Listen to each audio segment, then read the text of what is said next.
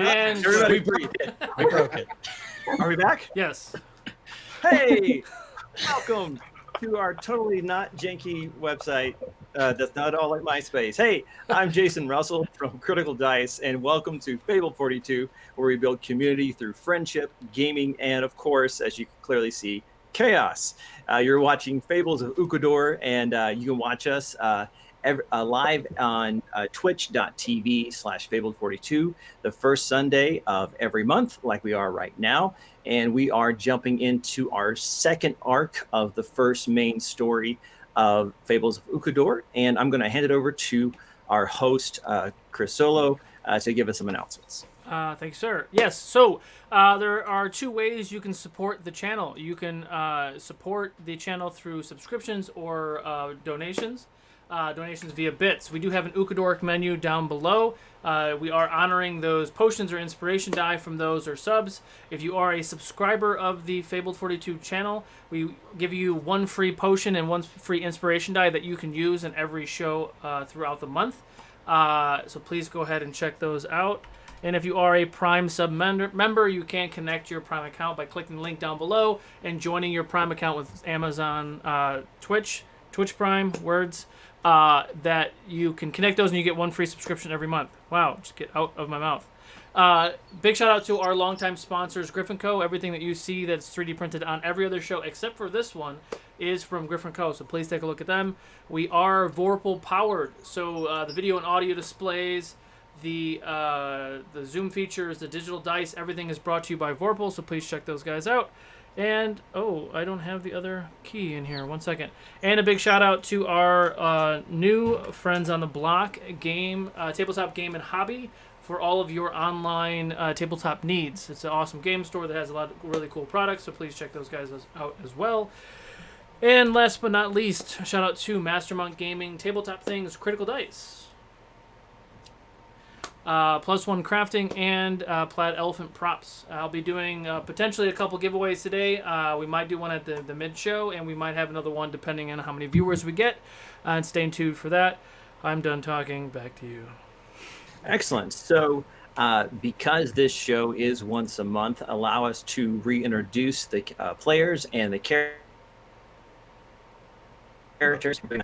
We're doing that not because they can't remember what characters are playing. It's something totally different. So, Eddie, why don't you go ahead and introduce yourself and your character? Are we sure it's not about not remembering what characters are playing? Because I don't know if we can say that's the same for everyone. Hi, everyone. I'm Eddie. I will be here playing Dorin, the elf cleric / blood hunter. You can find me on the various social medias and Twitch as well at Discount Bard, where I do video game content, as well as also on Wednesday nights I'm here on Fabled 42 for the Realms of Ukador. What show am I in? I can't even remember now. As long as you start with Ukador something, you're fine. Yes, indeed. Well, it's on Friday, then it's Cantor. All right, let's go over here. To Eckers. Oh, me. Haha. Yes, Oh, that's right, because we're going that way. Hi, guys. I'm Lindsay Rousseau. You can find me on all the social medias. Lindsay Rousseau, no D, French spelling, not Italian spelling. And I play Ekis, the human fighter rogue, who has questionable morals, but she does what's good for her. Excellent. Let's go down here to Josh. Why don't you go ahead? Hello, my name is Joshua Blake of NPC Voices. I will be playing Finn, the Goliath Ranger. Very happy to be here. If you want to see more of me, I am on the 1st and 3rd Monday for Origins of Ukador. Oh, good. We're all doing well at this game. As well as on Tuesdays. It's okay, I'm taking notes. It's fine. Go ahead. As well as on Tuesdays, I'm going to be in Blue Box RPG's Greyhawk campaign. Ooh, Is that a long time thing, or is that just a few episodes? That's a long time thing. Oh, very nice. nice. Very cool. All right, Joey, let's go ahead and get it on. I'm Joey. You can find me on most of the social medias at Sidoros. I'm playing the Dwarven monk, Narom. He is your typical dwarf, loves to drink, loves to fight, and is loving the little adventure we're in here right now. Nice. All right, and Bree. Hi everyone, I'm Bree. You can find me on Instagram and on Twitter at Brianna Flame. And today I am playing Ivy, the Halfling Rogue Thief. Nice. And Solo. Solo, you guys don't know who I am, right? Yeah, so I DM Origins and Realms and Choice, and I am here playing Kalu, the Goliath Barbarian Druid. Very excited to be here. And I did update the stream overlay because I forgot to do that before. Next episode is July 5th. July 5th. Excellent. All right. And of course, I am Jason from Critical Dice at Critical Dice on Instagram and at Critical_Dice on Twitter. There's a whole story why that is. I'll tell it to you sometime else. But hey, without further ado, let's jump into the next chapter of Fable of Ukador. Woo!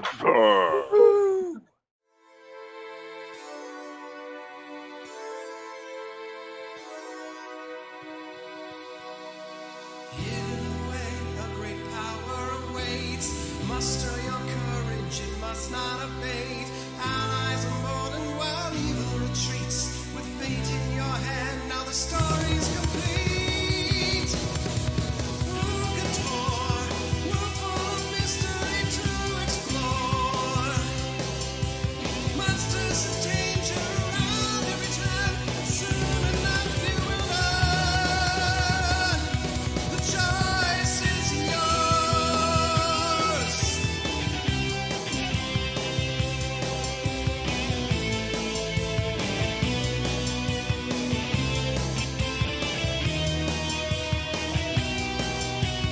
Wisdom of ancients and stories untold, whispers of riches and mountains of gold. In the face of defeat, we will make our last stand with the power you hold in the palm of your hand. Ukador, a world full of mystery to explore. Monsters and danger around every turn, and soon enough you will learn.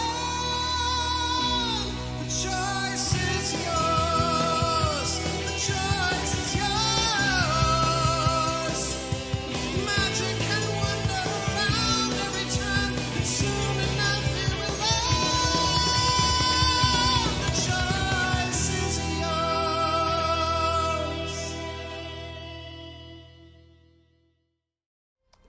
All right, welcome back, and we're going to jump right in. Let me give you a quick recap of last time on Fables of Ukador.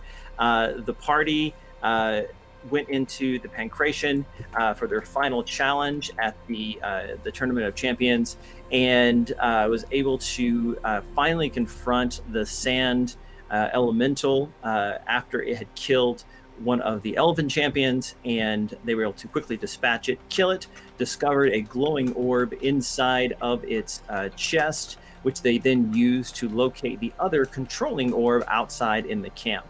They all rallied together, rushed back to the camp to discover the person behind everything was, in fact, the Master of Ceremonies and four-time champion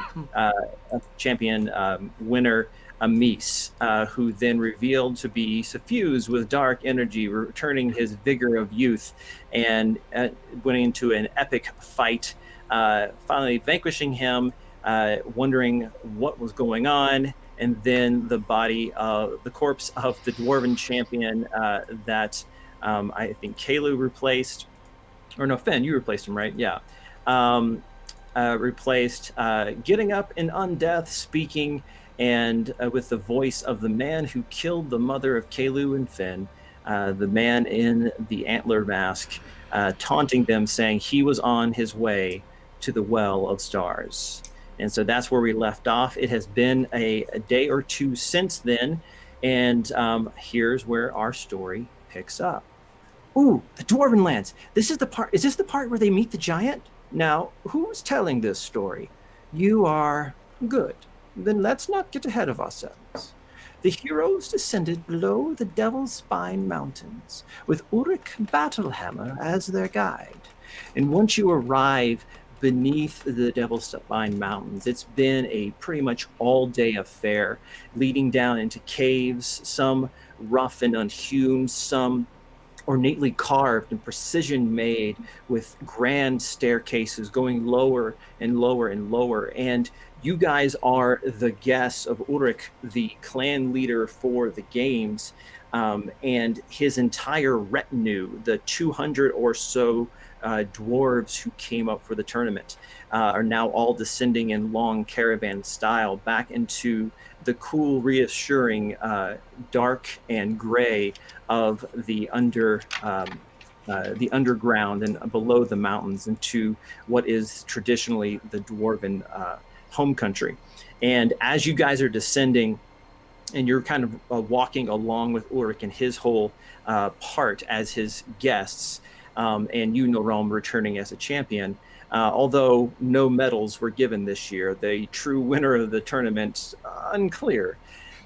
You hear the familiar sound, Norom, of water, of rushing water, and you know that you are close. And as you guys come and turn around a large corner, a vast cavern suddenly opens up, and you can see down below about 60 feet this underground plateau with a underground sky full of stalactites, some maybe 20, 50, 100 feet long, descending down, and then a vast stone city in the middle of this plain. Beyond it, a sheer drop off into the abyss and into darkness.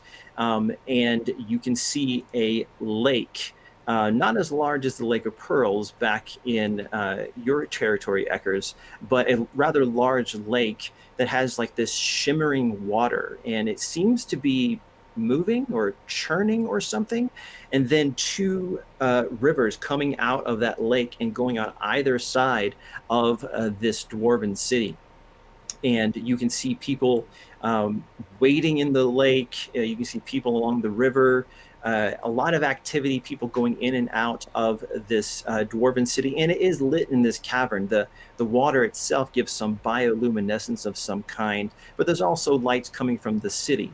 While dwarves can see in the dark, it doesn't mean that they're savages. They still like light sometimes. And as you start to descend these large staircases down to the main plateau, you can also see far off on the other side of the city. You can see this where the cavern is. It's not as dark as you once thought. As you get closer, you can see that there's a faint kind of reddish glow coming from that abyss as well.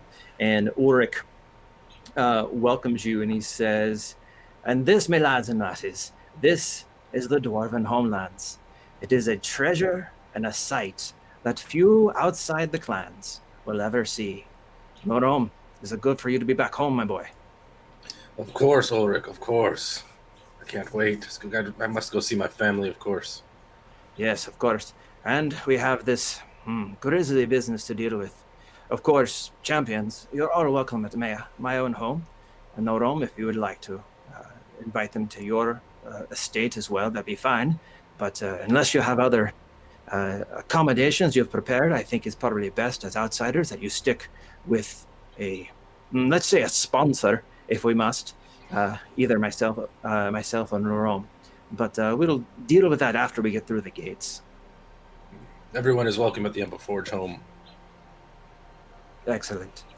And so you guys continue down, you make it onto the flat area, and you're walking along the side of one of the rivers on the left-hand side as you face the city, and walking along, and you can see people. There are dwarves, men and women, wearing short pants, which I didn't mean to be funny, but that kind of sounds funny, wading in the water, and it looks like they're almost harvesting something, almost like Eckers, Ivy, and Dorin, you've seen before near the Lake of Pearls, where people have gathered rice before and things. And so they're pulling out some kind of harvest out of the water itself and putting them into these long canvas, almost like sheets that are elevated to dry out and to then be sorted. And you can see that this is kind of a harvest time for the dwarven people.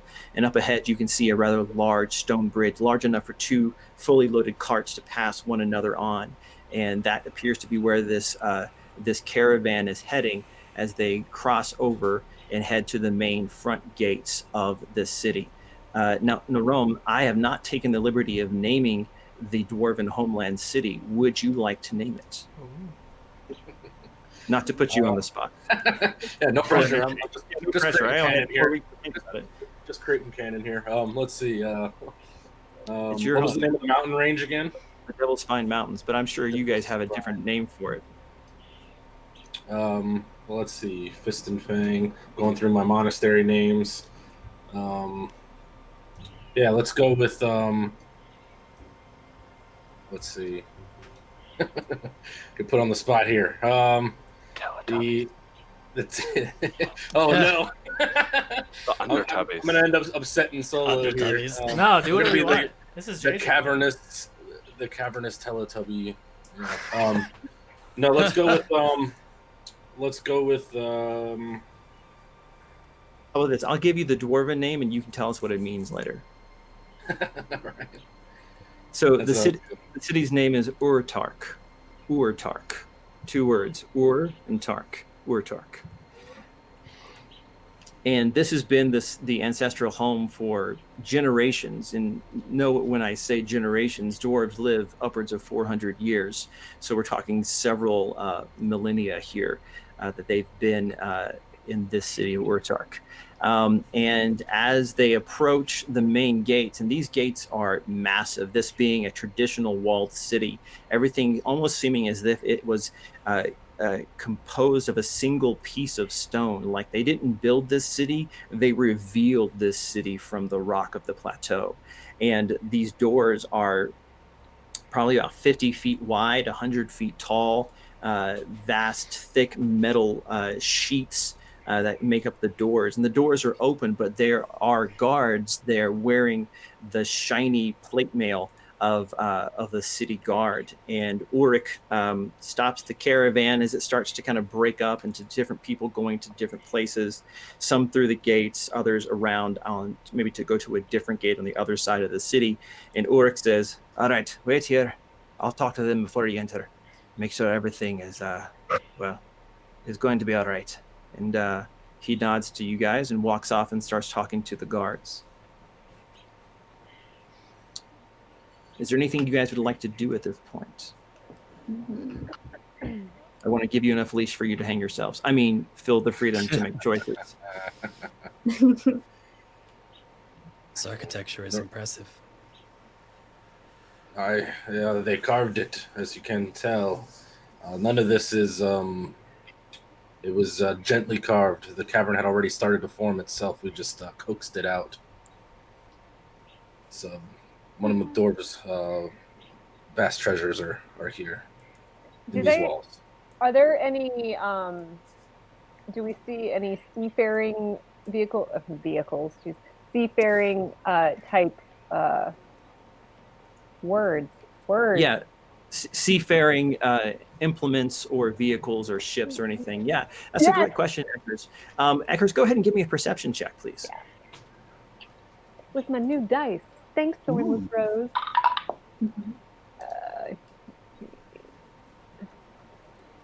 16.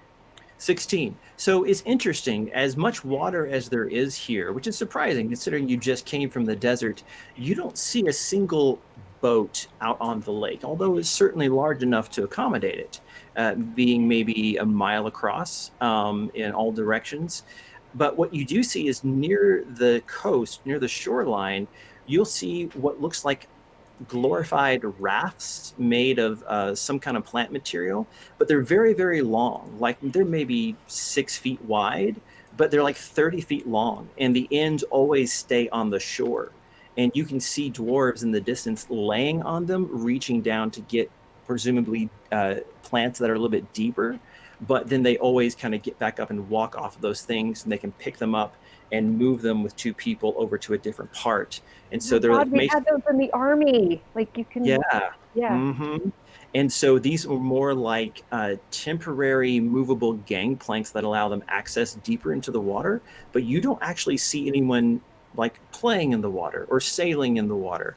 No one seems to be enjoying, water sports, as it were, which is odd considering you grew up in the lake. I'm gonna turn to Nerome and be like, for a community that is surrounded and that surrounds the water, It is very interesting. You do not have any ships or boats, and nobody seems to be in the water, not even the children. Why is that? Well, you see, dwarves are rather dense. We don't swim too well. But yes, Don't swim too They we tend don't. to think like a Clip rock. that. You know what I Clip mean? that, Jeff. Jeff, clip that. Question: would I be able to identify if there's something wrong with the water? Like if it is. Yeah. You can make a nature check. You could have done that while you were crossing, Well, walking along the shore, crossing over. Would it be? Would I need to? Would I with the nature check? Would I be able to go further with detect poison and disease? Possible. Let's Okay. give you some clues with that nature check and go from there. Is the other dwarf that was bringing us in? Is he still there? There are parts of his retinue that are still there with you guys, but Ulrich is maybe about 20 feet off. Okay. I'm just very interested to know why there are no boats. So Okay. I checked the pH of the water with a 14. Mm-hmm. A 14. So when you crossed the river on that stone bridge, you saw that it was actually churning. Like, you know how when you look at a fish bowl at like a dentist office and they have the aerators on, it looked like steam or fumaroles were coming up out of the water, so that it was constantly in motion, even on the lake. That there's something that's making the water very warm Is it and sulfur? causing it to thing. There's a bit of a sulfur kind of smell to it now that you mention it. Yeah. I don't like it. It's not overpowering or makes the whole place smell like farts. It's just or rotten eggs. It's just like, okay, when I was at the river, I could kind of get a hint of that. Yeah, I don't like it. It's not natural. Yeah. So I know the source of its heat, like forges or something of that nature. Cross reference. Yeah. So, Rome, you know why there's no ships is that, as you mentioned, dwarves don't swim. They can, they just don't like to. And traditionally, they are not seafaring or water-based kinds of things. So in the same vein of Mr. T not liking to get on an airplane, dwarves just would never voluntarily get on a boat unless it was a really good reason. And you also know that this river, something interesting about it, since you did grow up here, is one, you don't know what the source of the lake is. It just starts here and then flows out in these two directions, kind of giving extra protection to the city. And then they go off the cliff into the abyss and just away, kind of Asgard style. But you do know that what that glow is down below, I think. Do you want me to say? Do you recall? I don't recall. Okay, you told me like 4 months ago. It's okay. You know, because your family, the Ember Forges, they work the third stream, the stream of lava that's below, also goes off into this abyss. And that glow is coming up from that molten rock that seems to always just spew much lower in the city. It can never reach up to where the city is, but you guys use that for your forges. Yep. And so you can play to that as you like. It's there is actually a third river down below of lava. My family, the Ember Forges, use the power of that river to create weapons, armor, and anything else that the dwarves here, Vortar, could need. My father is considered probably one of the, if not the most skilled blacksmith in the area. Which is ironic considering you don't need to use armor. Yes, I'm one of about 7 children, and I am the black sheep of them, seeing as I choose to fight with my fists instead of weapons. Right. So about this time, Ulrich comes back and he says, "All right, here's how it's going to be. You'll be allowed access as my guests. So any shenanigans that you get up to, it comes back to me, into my house. So you'll have to have an escort wherever you go, someone from my house or from Norm's house. But you're allowed pretty much anything. Any access here in the city, unless, of course, they tell you not to. They'll make themselves known if you go astray someplace you should not go. But we'll be heading now to my estate, Norom. Did you want to come as well, or did you want to... I will for now, yes. I will head home shortly after. I would like to hear what everyone's thoughts are on what happened back there at the games. All right, that sounds right to me.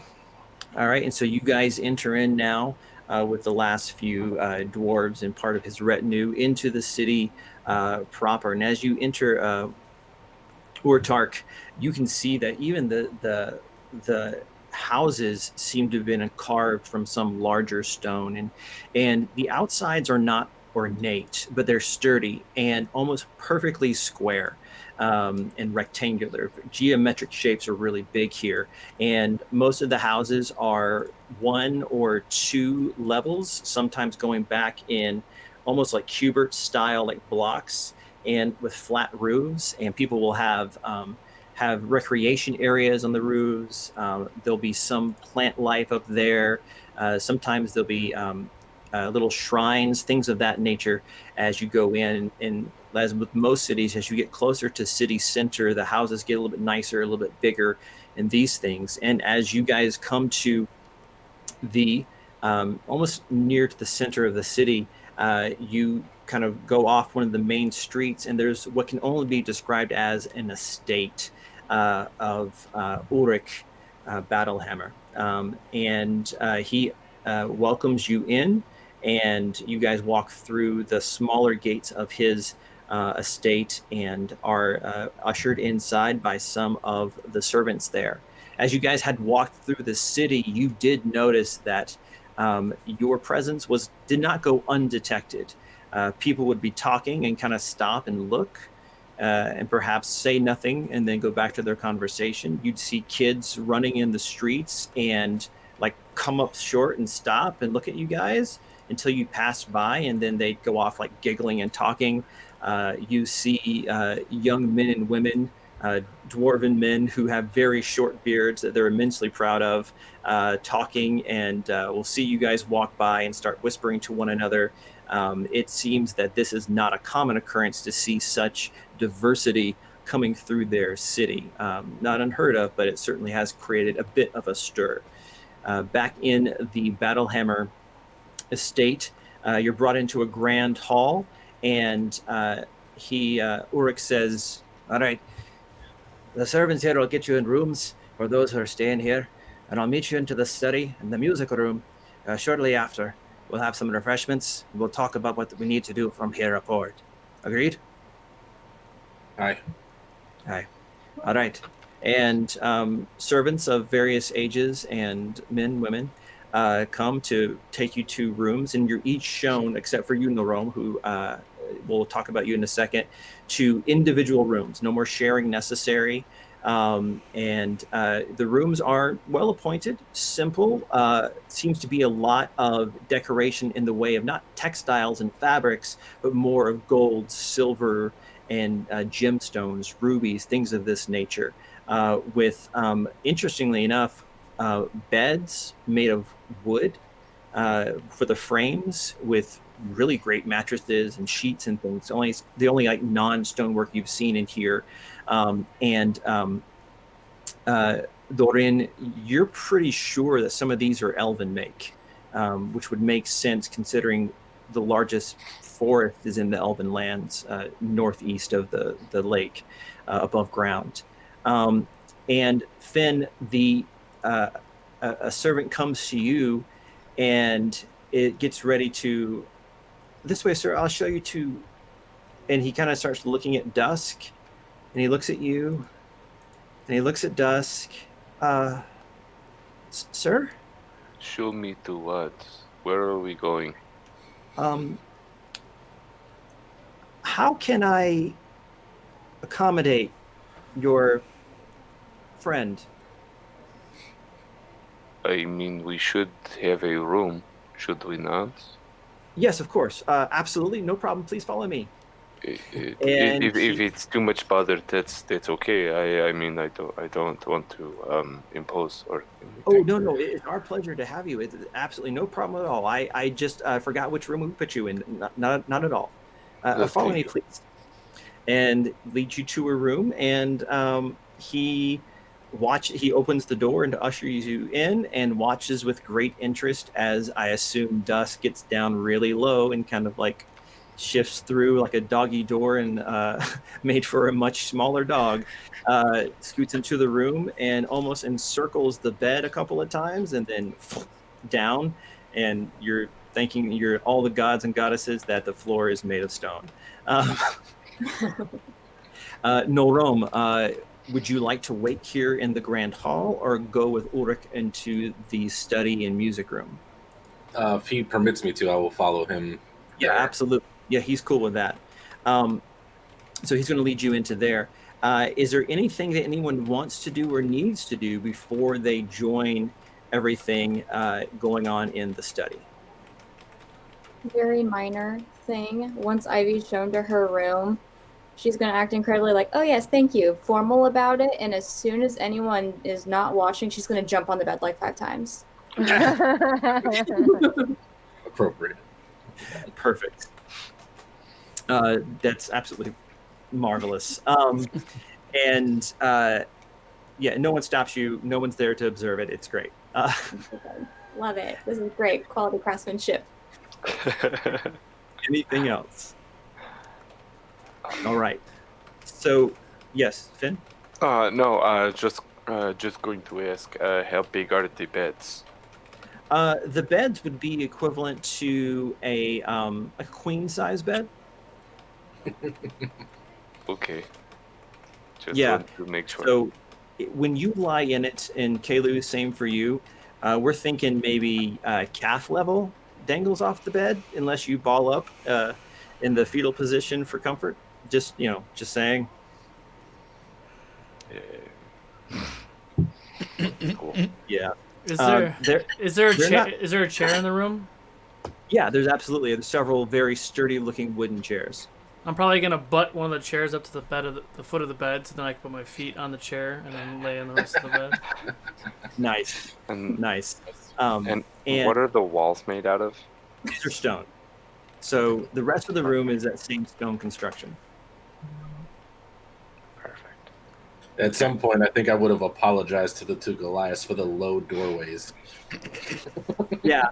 Well, so that's the nice thing here is that by dwarven and even perhaps human standards, most of the doors in this place are pretty grand. There's a sense of opulence and showiness to it, but even for the Goliaths, it's a little duck and cover, but not as bad as it could be perhaps in elven or human establishments, and definitely not the tents of the halflings. But that's the nice thing about the halflings. They don't make permanent structures typically. So, all right. So, Norom, while you're waiting for the rest of your crew to show up, Ulrich says, help yourself, my boy. And there is a whole like wet bar there with smaller like dark alcohols in glass and crystal bottles. But you can also see there are several 3 barrels set up on the bar, already tapped, ready to go. And you do notice that one of the barrels reads the name Ashen Brew on it. Yeah, that's about right. And he starts going in. This room is really large. It's a traditional library, but what's interesting here is that you have just tons and tons of books. He has more books, scrolls, maps, and folios, more than you would typically see in a dwarven home. But you know that he's something of a bard himself, despite leading the clan that's really known for battle and victory and war. He himself has always been seen kind of more as diplomatic than a lot of his clan would like. And he's more of likes the part after the battle where you drink and sing songs and tell stories of battles past. And so it seems that he has accumulated lore and stories and battle maps of battles gone by from all over this region. And so he's kind of now looking through his collection, looking for a certain book while you help yourself, if you wish, to the open bar. Ulrich, always the pleasant host. Don't mind if I do, and I will find a nice sized mug and start filling up. And I really wish, mind my manners here, General. Why do you have to serve this filth here? And I indicate to the Ashen Brew keg. He's like, what? My wife likes it. I try not to taste the stuff myself. Disgusting. Yeah, I pour know. myself a healthy portion of mead. Yeah, and he says, "All right, my boy, I know how your families get along. It'll be all right. It's the only ashen brew relic you're going to see in this house. Um, can't be too favoritism in one way or the other." And And about that time, everyone else, unless something has happened to go drastically wrong, walks into the study about this time. Ivy seems a little out of breath for some reason. And Finn, did Dusk come with you to the library? Heck Or yeah, she I did. taking a nap? You did? She did. Yeah. She did. I would have She loved did, to yeah, have sorry. grabbed a beer to come to this. Oh, absolutely. Yeah. Yeah, so there wasn't a bar in your room, although maybe there should have been. But yeah, the first thing you walk in, Eckers, and you're just like, open bar, got it. You can Yeah, I'd sense it. beeline right for it. As a racial feat, you can sense open bars within 30 feet. Swashbuckler background. Human features. Yo ho, it's a pirate's life for me. And Ulrich seems to have found the book he was looking for, and he says, "All right, gather on," and motions to a couple of like lower coffee table style tables and an assortment of chairs near what seems to be a piano or harpsichord or something, and next to that is a harp. And you can see Doreen, since you're kind of like, what the heck? You're looking around, and some of these glass cases up on stone pedestals that are around that you assumed would be like weapons or gems or something, there's various musical instruments underneath them. There's a flute in one, there's a lyre in another. There's one that looks more like something gnomes would make, like it's almost looks like a bomb, but it's like this little like two wooden planks and something like fabric in the middle, and you're just like, okay. And this is really outside your experience. He says, Galaran, I think I found it. And he opens up this very large book, and he says, this is a poem that I remembered from a long time ago. This is from the epic of the tale of Skreklin. And for those of you who don't know, Norom could tell you as well. Skreklin was our king. He was our first king, and the first among the eldest of the clans. Still bear his name. But this is from the end of his epic, almost a postscript. But here it is. It says, "From the tomb of Skrekin deep to the gate that ever bars, let the dwarven gods forever keep what rests among the well of stars."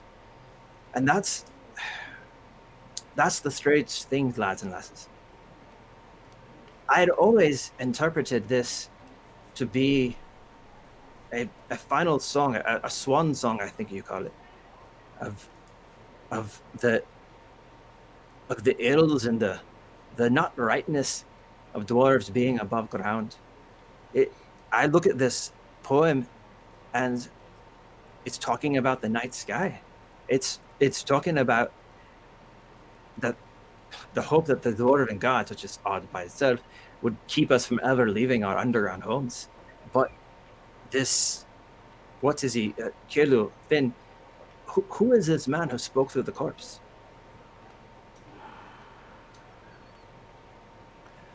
The necromancer was responsible for killing our mother. Well, I'm sorry to hear that. You have my sympathies. I'm sure she was a tall and proud woman.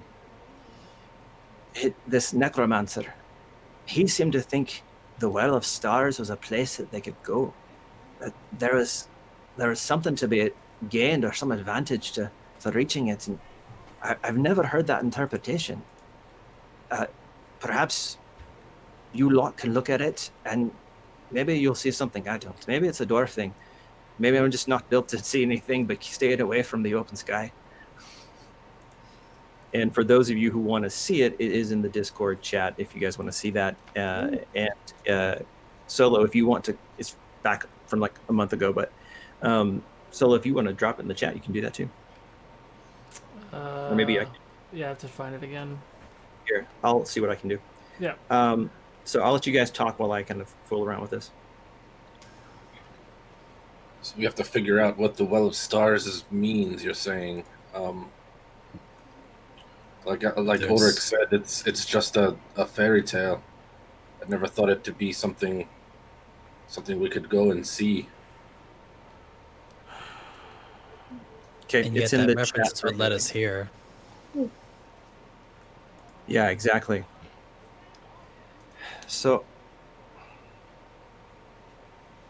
The combination of well and stars seems contradictory. aye, that it does. Perhaps it's some kind of special stone or something, like the geodes that you can see further down into the caverns, That's what I It was looks- thinking. like stars, I suppose. There's many cavernous walls that my father has transitioned through that you look up and you see the ceilings just flecked with minerals of mithril and gold and silver. Sometimes appears like a night sky. And Aye. also, wells can reflect. It's water, Hmm, so it can reflect what's above it. that's possible. The other thing that I find puzzling is it said the dwarven gods. It's strange. Norom, I know that you know this, but he looks to the rest of you. He's like, traditionally speaking, we usually worship one god, Feja. And Huh. with Feja's not alone per chance, but there are some stories that refer to other gods that in times past, generations past, that other dwarves had worshipped, but there's not exactly a dwarven pantheon.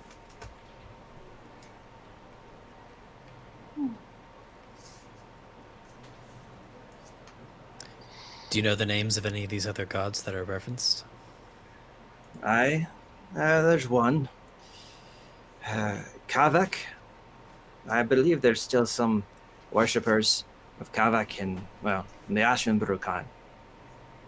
And The, Kavak, I'm sure Norom would be pleased as punch to know, is the god of trickery, deception. Nerome spits in one of the spit buckets that I'm sure he's provided. Oh, absolutely. We can retcon that Ulrich has like just a chaw Sure. right there. So I was thinking, the Ashenbrew clan are, as he said, makes no surprise to me that they worship trickery. They make that brew, and I indicate to the one with the Ashenbrew symbol on it. It's delicious, yes, but you will be addicted instantly, to the point where it will drive you mad. And there's certain remedies that get around it, but they make a fine, well, let's just say a killing, in more ways than one selling it. I'll give you one guess who makes the remedy. They Ashenbrew. mark it up as well. Yeah, the Ashenbrews themselves.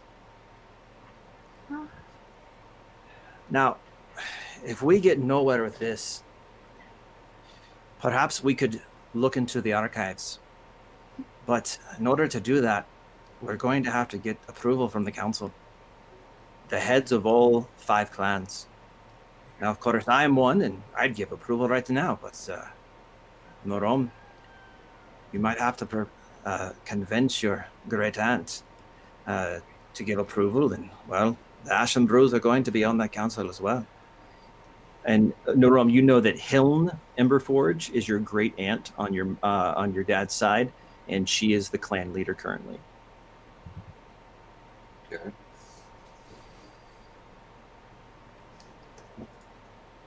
Which makes you like 17th in line or something. Yeah. Behind my 7 other siblings. Yeah, Not my fault. right. Yeah. Well, I believe the Ember Forges should be simple enough, I think.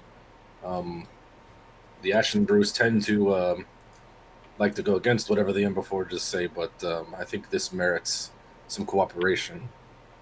Hi. All right.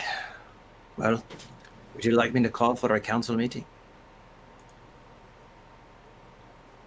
Unless anyone has any objections, I'm sure the Goliath brothers would love to find some answers quickly. Yes. Well, a thought occurs to me as well that there's 2 other people who are particularly long in the tooth that might also have information or perhaps a different perspective on this poem that's not widely known, but they may be familiar.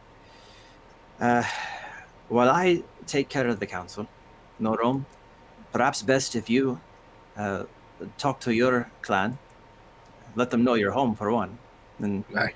all of your accomplishments. But also to perhaps secure the vote before the vote's called.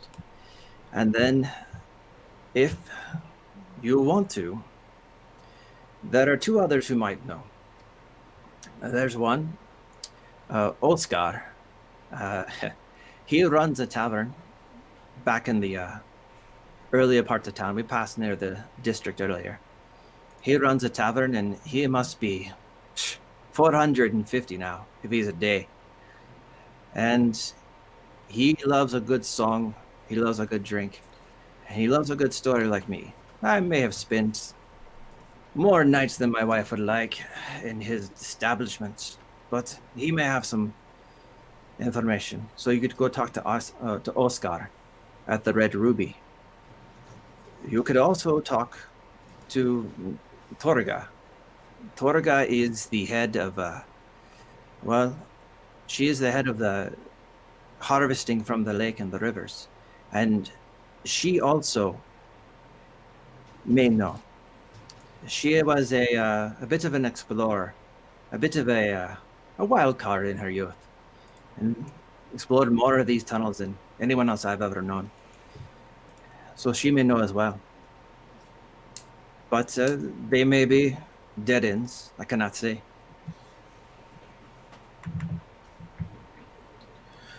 They sound logical. I know Oscar very well. He is much like you said, loves to talk. Aye. If he's having one of his good days, he might remember more than your name. So, I'll try and get the council votes as quickly as possible, but remember, you'll be required to come and to make your case. They deem it worthy, important, and you to be trustworthy. They'll allow you access or release information that you're searching for, to perhaps find peace for your poor dear mother boys. Remember, if you go and look around the city, take a servant with you, take a chaperone. Not that I think you'll get into trouble. And he winks at you guys. But we don't want trouble finding you, eh? Is there anything that we can provide to incentivize the council's decision? Well, if we assume that we've got two of the votes locked up with the Ember Forges and Battle Hammers, and I can assure you that the Battle Hammer, it's my vote to make. And I'll deal with any consequences that come for those who thought it was a less than honorable permission. You've got Vithrasa, Ashenbrew, Ebrick, Frostbeard, and Baron Scricklin, the first among the eldest. With Baron, he'll want to deliberate it.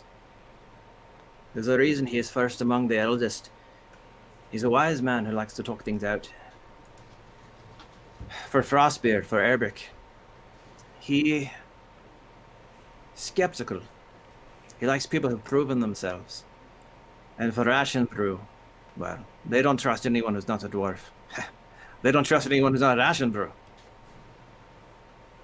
So I'm not sure what you can do, but... Well, in my experience, there's nothing that a good couple rounds of your best mead or other sort of alcoholic beverage can help. Be wary of theirs. I like Haro Norom. He looks at you, Eckert, and says, perhaps you should be the one to go to talk to Oscar. More than willing to. I thought that might be the case. All right. I go to make my plans. You're welcome to rest here as long as you wish. If you do leave the grounds, please take a chaperone.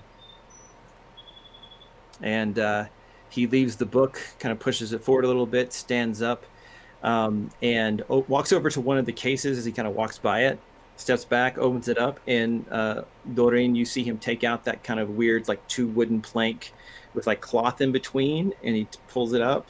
And it's an accordion, what Eddie would know is an accordion, and starts tooling with it as he walks out the room and starts humming to himself as he goes. I'm the eccentric dwarf.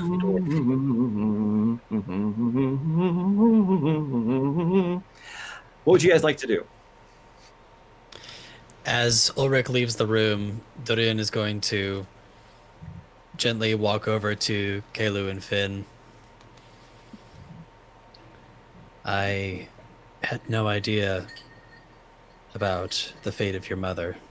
I'm sorry. It is all right. I also know the pain of losing a parent.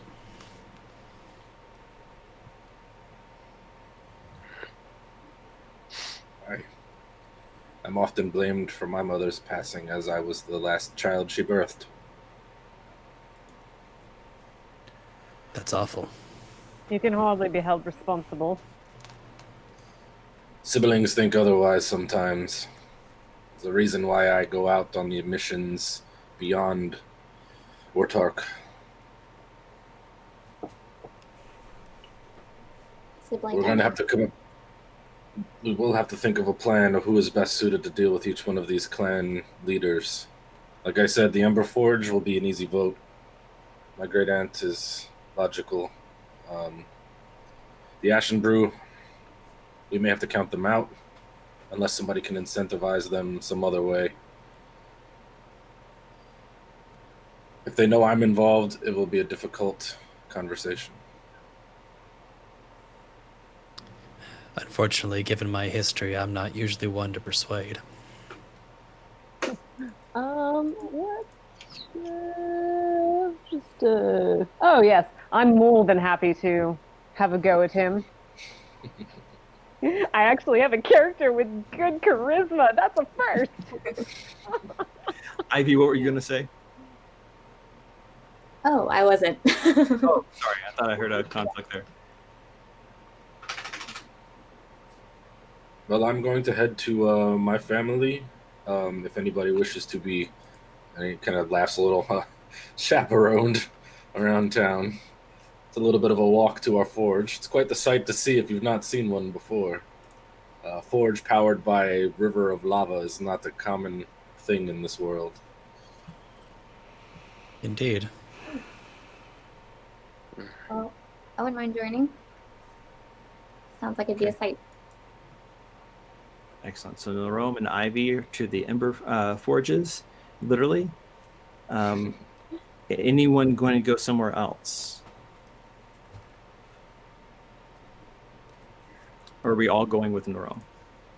I mean, are we all going to talk to these people together or separately? Because It's up to you guys. yeah, I mean, because obviously Nerome said he didn't want to be around with the Right. Ashen. Yeah, so Right, I'm happy so- to go do that on my own.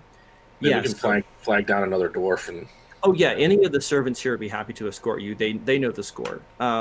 So while Ulrich is setting up, it would probably be a day-long process to set up a council vote and meeting, which you guys will have to attend probably tomorrow. He did give you a couple of leads of maybe alternate sources of information at the tavern or back at the lake. Okay. And so we have Nerome and Ivy heading to down lower into the city, subterranean in the subterranean city, to the Ember Forge. Kalu, Finn, Doreen, you haven't declared yet. Eckers, I think, is intending to go to the Red Ruby, the bar. Mm-hmm. so you're to see Oscar then. He trades in stories, so have a good one for him. So Eckers is heading to which family? Eckers isn't heading to a family. She's heading to a bar where there is a guy who is particularly old and trades in stories who might be able to tell you something more about the poem. Okay.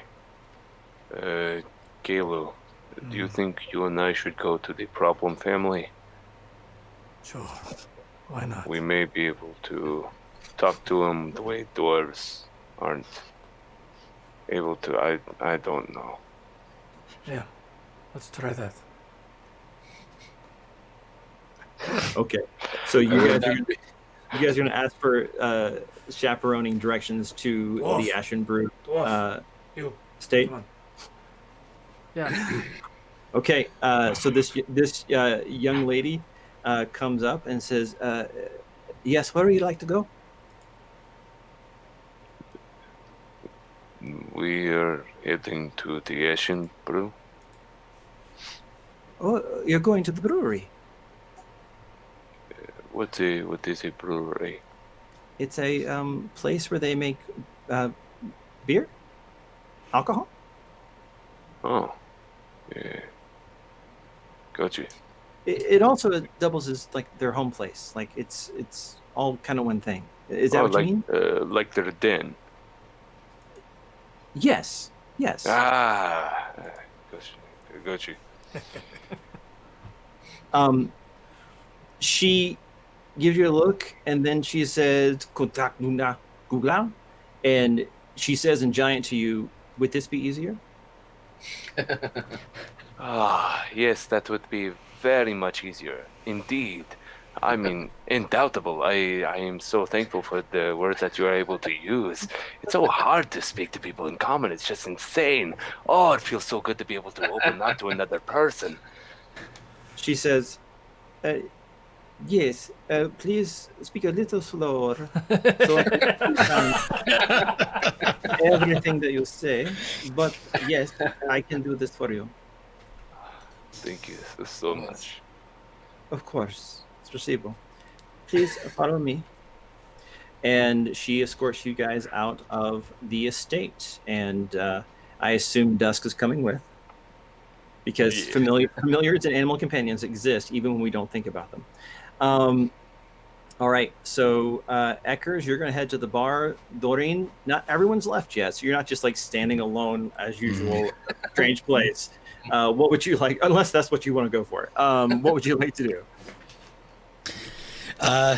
Doreen was just kind of sitting there watching the awkward interaction between Finn and the chaperone, and maybe I should keep an eye on them. And he's gonna go follow the two Goliaths. Okay. I love that we've left Eckers alone, so we'll start there.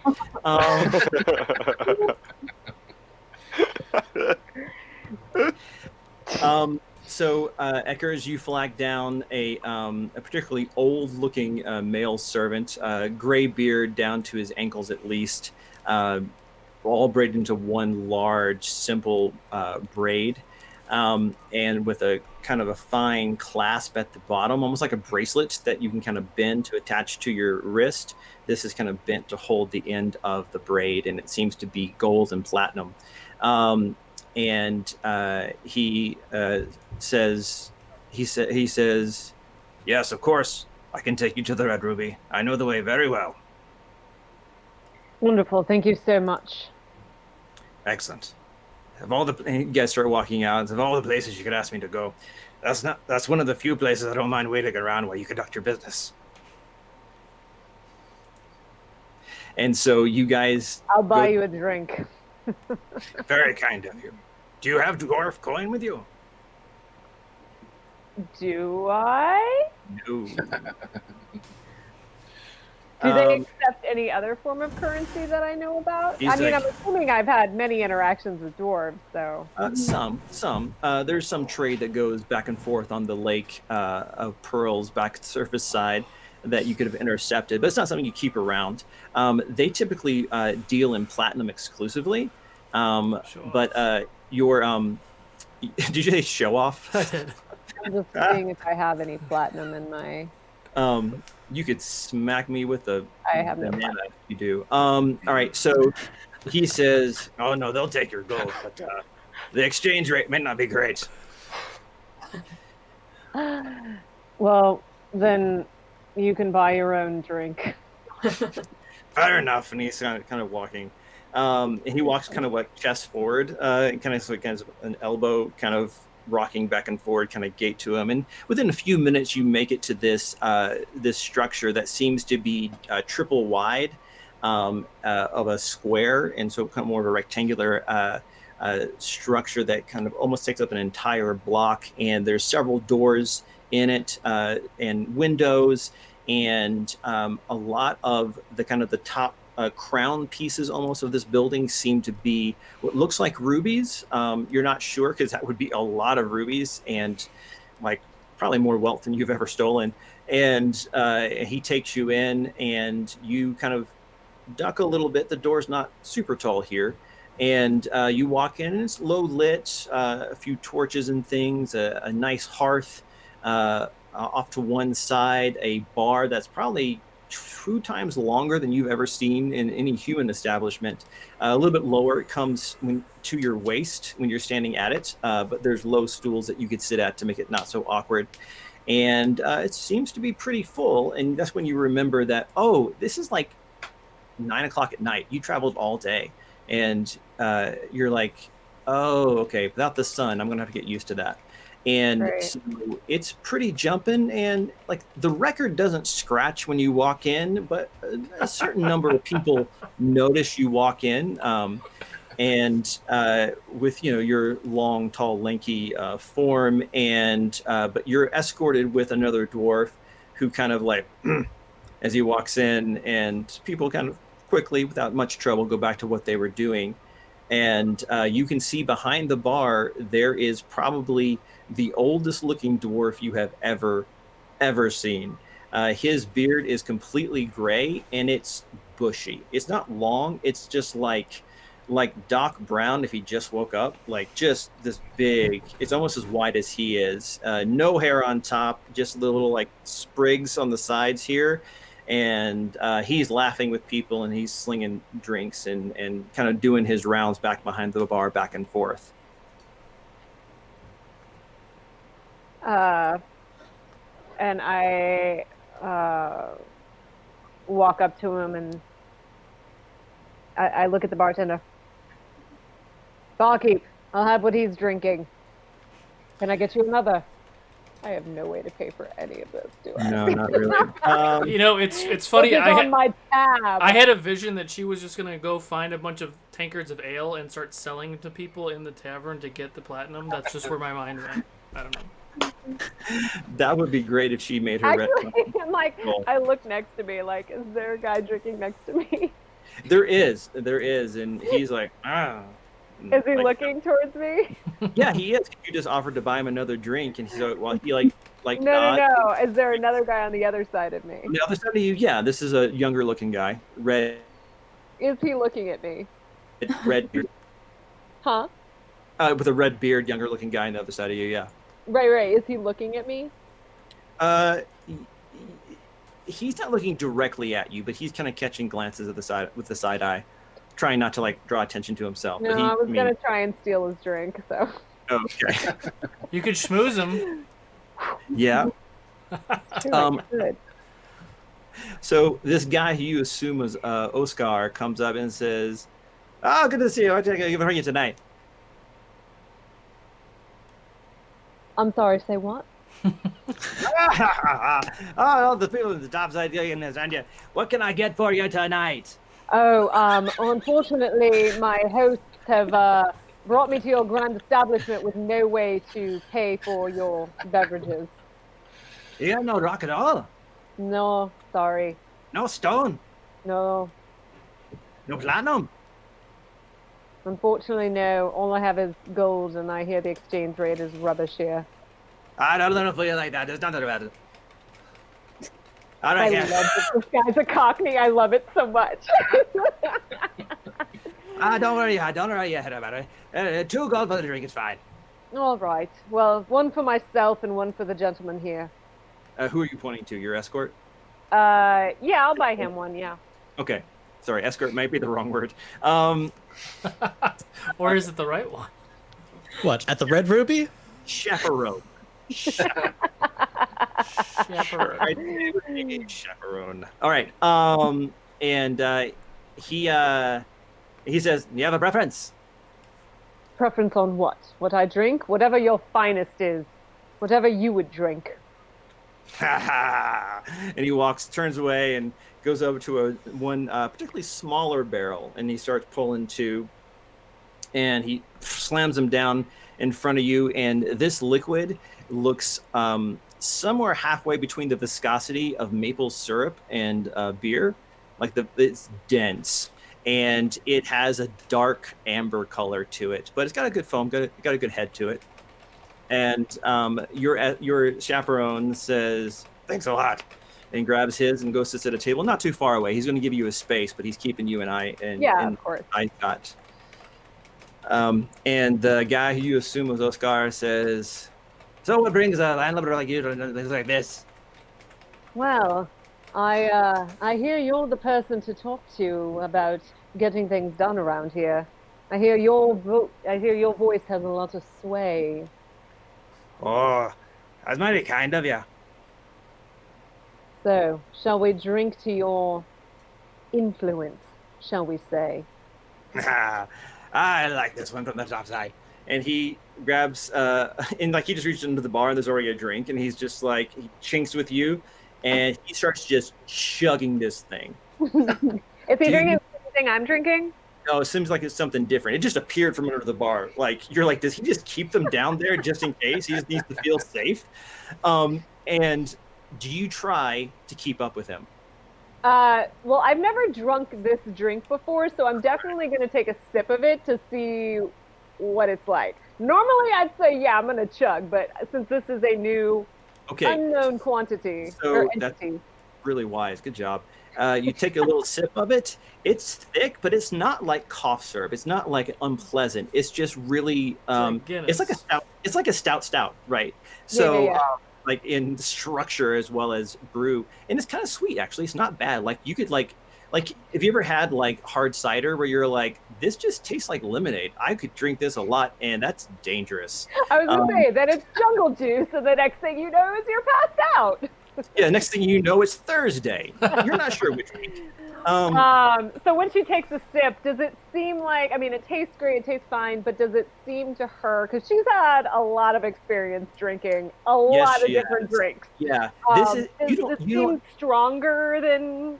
Yeah, you don't think that this was made to be like the strongest stuff in the world, like an Everclear or something? Like you think this was made for like the taste and the quality and the craftsmanship. The thing to brag about this is, look what I've made, not woohoo, if you can drink this, you're a champ. So you think that you might be safe to chug this. Okay, yeah. So I'm gonna look at him and be he's still like kind of glugging. You're only like a second behind him if you want to try to catch up. Yeah, I'm not gonna chug it, but I'm definitely gonna take a long swig of it. Okay, great.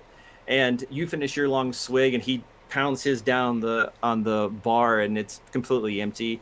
And he pounds it down and then flips it and pounds it down with the face up on the thing, and you can hear a couple of guys from further down the bar just be like, "Woo!" I totally want to reenact the scene in Indiana Jones where they're sitting at the table just like The night's still young, Eckers. The night's still young. Well, you got to respect a man who knows how to hold his beer. Quite impressive, sir. Oh, you ain't seen nothing yet. Wonderful. Well, then show me more. I'm trying to get him drunk, so, you know, let's keep flowing. Yeah, this guy has too much blood in his alcohol system. And so are you going to kind of like just kick it here for like 10, 15 minutes, just trying to like match this guy or what? Yeah, I'm going to try and just like develop a rapport, like, you know, just put him at ease, you know, drinking along. And oh, I wish I went with her. I could have purified her drink so she was just drinking water. I don't know if she would have let you do it. So here's what's going to happen. I took a chug. This little redhead over here, when he's turned, I'm just going to dump the rest in his glass. And then just be like, ah! Okay, I want you to make a persuasion check. Oh my god. Not sleight of hand persuasion. Interesting. Mm-hmm. I could go for deception too. Oh my god, that's a nat 1. Excellent. So the guy with the red beard, he totally catches on to what you did. No one else did, just him. And he stands up, which brings you to about his shoulder height now that you're still sitting. And he gives you a little like push, like, hey, what's the meaning of this? Ruined my perfectly good drink. Well, I, understood that this was the finest ale that this place served, and I thought you might want some free of charge. I'm an Ashen Brew man, and that's all I drink. Uh-oh. Ah, well then, might I be able to buy one Ashen Brew for you? I had no idea that you were had such a refined palate. You wouldn't know good beer if it slapped you in the face. Well then, educate me. You're probably laying on the floor after 2, trying to get rid of that one as it was. You want to try? Try? Ha! I could whoop any surface dweller. Bring it. Oh, And we that's went to when the you wrong hear place. Oscar say, "We got another one!" And the crowd's like, "Ah!" And they start lining up the drinks. Ivy and Nicole, let's go to you. Oh my god, I'm so excited. Oh my god. Oh boy. I have 2. I even have mechanics for this. I'm Okay. sure you do. Now everyone's sad they didn't go to the bar. Okay. All right. Be like, where's Eckers? Norman. Oh, Yeah. Yeah. We're gonna come back to the manor, and Eckers is just in the grand hall, just spread eagle, singing some kind of like dwarven ditty. Yeah. The redheaded Just guy like- would be in the corner just dancing with himself. Hey, you know? hey, Finn, Yeah. my ear is ringing for some reason. I don't know why. It's weird. It's weird. We should. Yeah. All right, let's keep going. Taylor's like, I sense a disturbance somewhere. I got lesser Nerome, restoration Ivy, on tap. Pause on that. you guys are kind of walking. I think Eckers is singing. Yeah, you hear it everywhere. Yo This is the ho, yo ho. This is the emergency Eckers system. If this were an actual emergency, and you can clip that too. Okay, so Nerome, Ivy. Wow, this is gonna be a good night. Okay. Ivy, you are headed actually away from town center as you're following Nerome, and Nerome finds one of these larger archways in a side of a wall that leads down, almost like you're going to a subway tunnel. And he takes you down, and there's another level below the city that looks much like the one above, except the head clearance is not as high because it's not this massive cavern.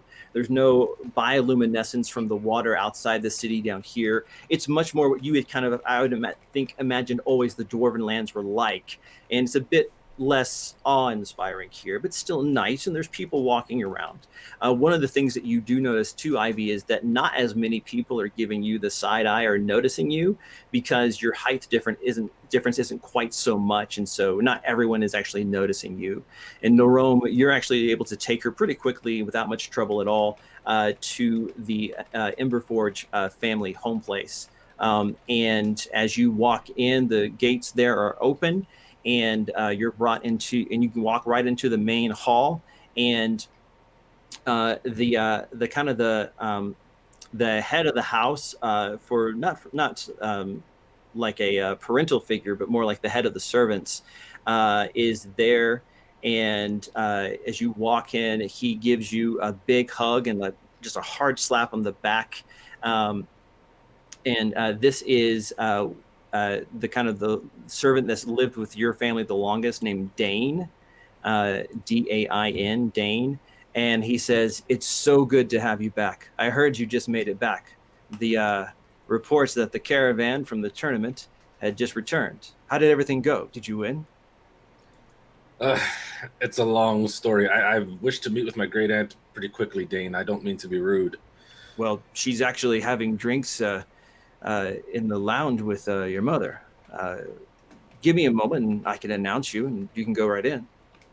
Thank you, Dane. It is great to see you. I apologize for the rudeness. No, of course, I understand. He gives you another shoulder pat and looks at you and with a smile, and he's like, "Is everything okay?" It will be soon enough. He says, "All right." And he says, "My apologies. Where are my manners? Ma'am, welcome to the House of the Emberforge." Oh, hi. Thank you. Pleasure to be here. It's very, Okay. very nice. Thank you Dane, very much. this is Ivy. She was another champion during the games. Excellent. I'm sure you were a worthy opponent. Oh, thank you. I tried. Neuron was tough competition.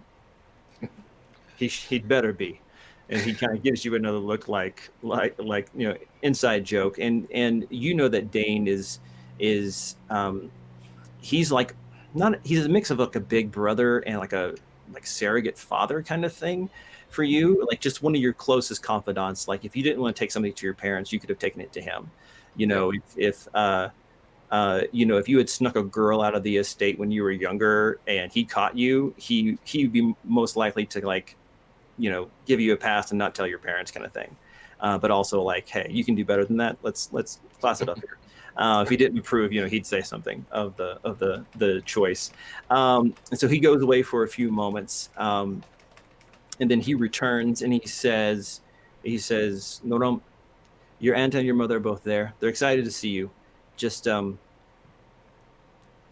hope it goes well." Thank you, Dane. Have they been at drink long? Some longer than others, some less.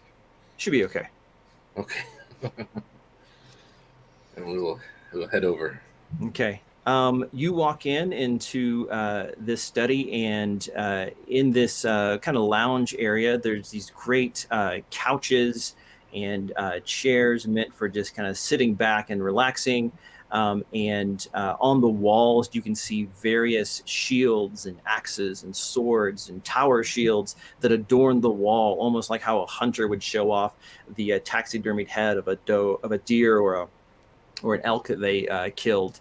This is more like fine pieces of your family's work, demonstrations of their forging prowess. And they're sitting next to each other, talking just casually.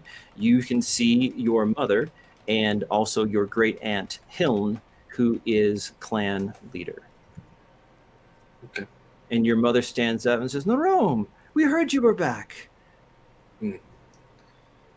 Just Jason, side note, so that his mother did die, so the older sister That's took right. her spot. Dang it. I do Just apologize. You even said it in the Retcon. yeah. This would be your older sister then. Yeah. I apologize. No worries. Aunt, and I'll walk up and give her a big hug. It's good to see you. How's the clan running? Oh, everything's fine. We try to keep everything going in the straight and narrow. No bubbles in the steel, if you know what I mean. Hopefully the forge has been running well for you. Oh, How's yes. Father? He's fine. He's fine. He's down there now crafting some new idea. We'll see if anything comes of it. All right. And I'll turn to my sister. This is kind of an awkward relationship that we have. Yeah, she's happy to see you, but not overly happy. You've always had a soft spot with your great aunt.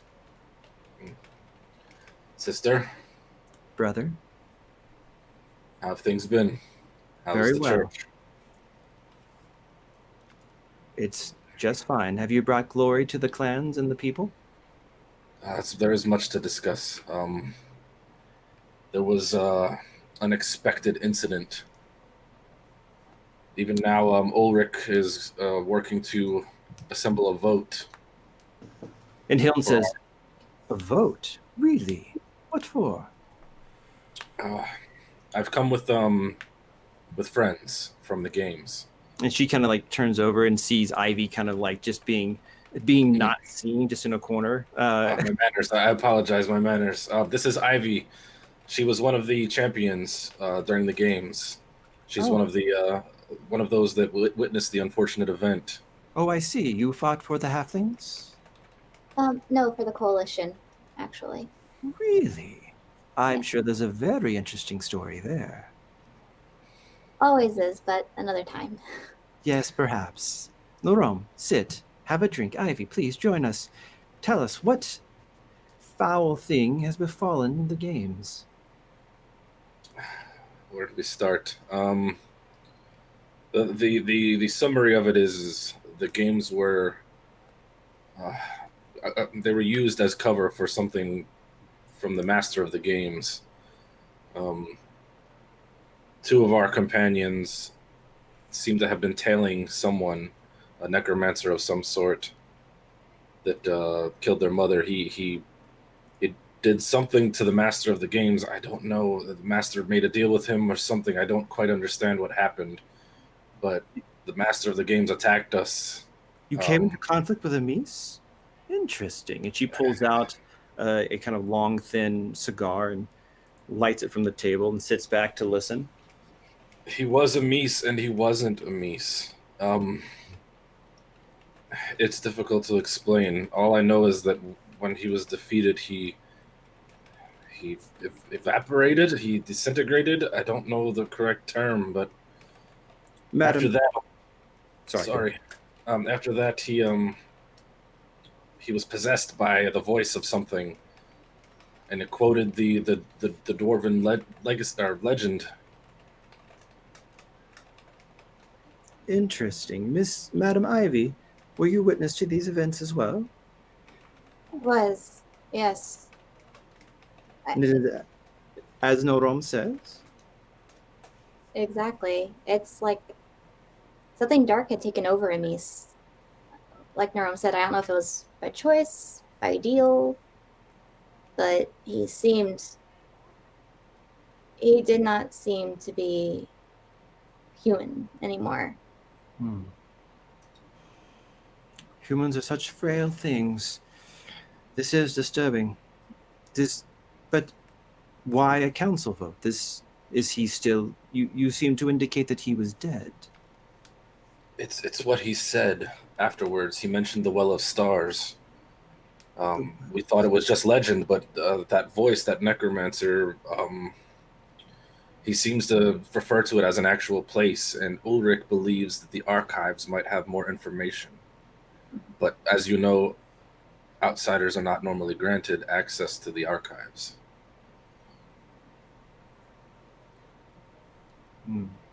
That is a problem. And so I assume, and she ashes a little bit, you've come to secure my vote. She has a twinkle in her eye. She's not accusing you. She's just being shrewd. Yes, with respect, of course. I would never assume I have your vote, Aunt, of course. Of course. You do well to come and ask. I assume I'll be hearing from Ulrich soon, a message or something. When you make your case, you know that you'll have my ear. Thank you. We worry about the Ashen Brew and several of the others. I assume the relationship is still strained as it's always been with them? Of course. We build things that endure. They only build destruction, and without honor. What of Frostbeard and I'm sorry, I forget the other clan. That's quite all right. Frostbeard and Straken. Frostbeard and Straken. Do you have, how are the relationships there? May you have influence? Frostbeard clan. They concern themselves with efficiency far too much. Ibirk, especially. As you know, he was elected new clan leader last year. If they believe you can actually pull it off, if you're strong enough, you may get his vote. With Straken, Byrne is a wise man. He'll want to talk it out. You'll have to convince him that what you're asking is the only possible choice. I believe it to be true, so we'll just tell him the truth. I look at Ivy. I'm not too good with the words, so hopefully somebody else in the party can articulate better than me. I fear I love our Goliath friends, but I believe they may be a little aggressive for the council. A little bit, considering their history of aggression first. Yeah, that's pretty. Who's done that? Who's been aggressive? Not in the scene. I understand. Yes, they do have quite an emotional tie to this, so I think it's better to not let them speak with their emotions. Mm-hmm. The logical dwarf is a difficult wall to break down sometimes. And your sister actually says, every door has the right key. Of Horse priestess. Wise counsel as always. She stands up and says, I'm going to retire, brother. I'll be praying for you. Thank you. And as she's walking out, actually a servant walks in and hands a note to your great aunt. And Hiln takes it and opens it and says, look at that. Ulrich has summoned me for conversation. Thank you for the reconnaissance, Loro. I'll take my leave as well. Are you staying the night? I will probably return to Ulrich's after you meet with him, but I will probably retire here. Yes. All right. Try to keep your face out from the city. The less of the Ashen Brews know that you're involved in this, perhaps the better. Oh, fuck. It's a good point. It's a good point. All right. Madam Ivy, a pleasure as always. Great to meet you. Thank you for your hospitality. Of course. And she takes her leave to go rendezvous with Ulrich. Let's jump to Finn, Kalu, and Doreen. So the first thing we do upon arriving is mention Norim by name. And then Norim by name, Yeah. Now, I will say this, because of what happened in the library with Ulrich, you guys do have some sense that there's bad blood between the Emberforge and the Ashen Brew. But you guys arrive at what could only be described as, like, not a factory, but like a brew house. But your guide says that this is the brew house and also the residence of the Ashen Brew family. And you may get a drink as well as perhaps find some members of the Ashen Brew family to make your case. Let's get the drink. Good. Thank you. Another question. Do you know if there are any of the other Dwarven families that are a bit more nature-y, a bit more laid back? The Frostbeard clan, they are more for the what is the word? The civilization, the culture, resources, food gathering. They usually work in the lakes and the rivers. Wonderful. Please be going where I think you're going with this. I don't know now. Uh-oh. Ruh-roh. I have no idea. Okay. And she says, are we going inside? Yeah. I look to Kalo. Sure, let's go. I Okay. look to Doreen.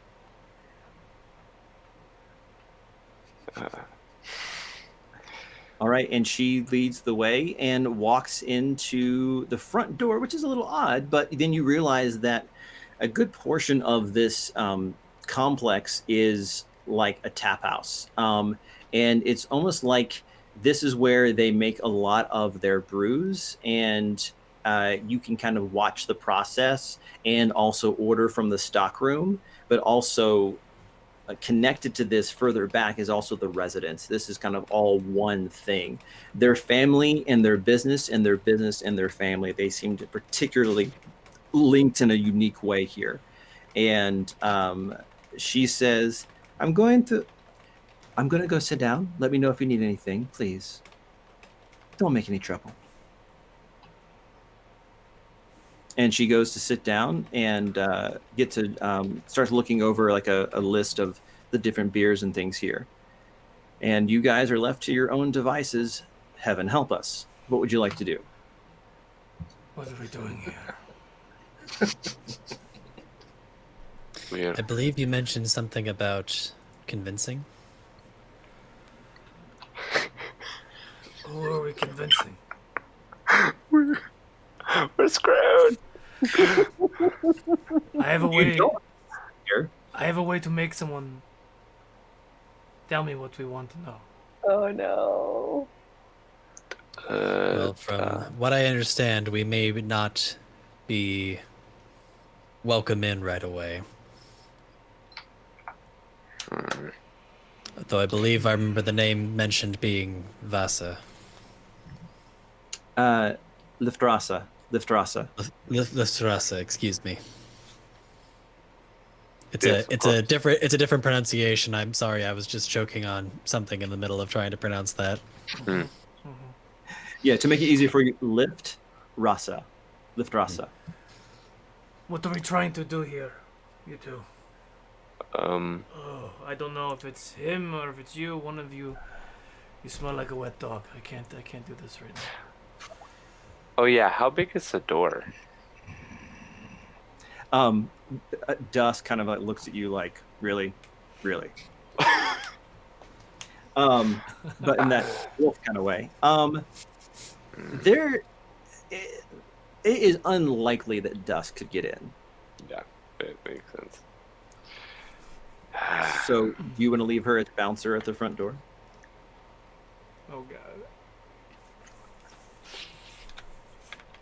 Yes, Will I she- am totally fine with leaving her at the front door. Let us go inside. Would you like someone to keep an eye on her? No, she can take care of herself.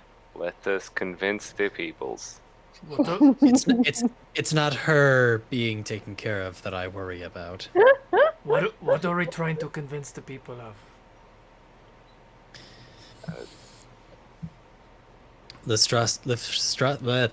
Liftrasa. Words are hard. Liftrasa needs to be convinced to vote in favor of our accessing the archives. So, How long does it take for us to get the information from the archives? Do we know? You're not with anyone who would have that information. yeah. Your guess is as good as mine. I have a spell that could charm her for an hour. We can try and keep that on the back burner as a planned correctnick. Ah. But I first, told you not to say that word again. God, It's I need a drink. Forget it. let us get some drinks. Wait, no. Remember, the inn man said to be careful of the drinks. Yes. You can see that there are menus or lists up on the boards behind the bar, and there is their signature brew, the Ashen Brew itself, which you were warned of, but there are other brews here that are not part of the Ashen Brew signature series, as it were. I was about to say, is there anything on this menu that doesn't have the flavor of smoke? Is there anything edible on this menu? Yeah, there are other things that are not Ashen Brew. Yeah. Even though they make it, it's not that one. I mean, do we think that it's like they're gonna poison us, or it's just a garbage drink?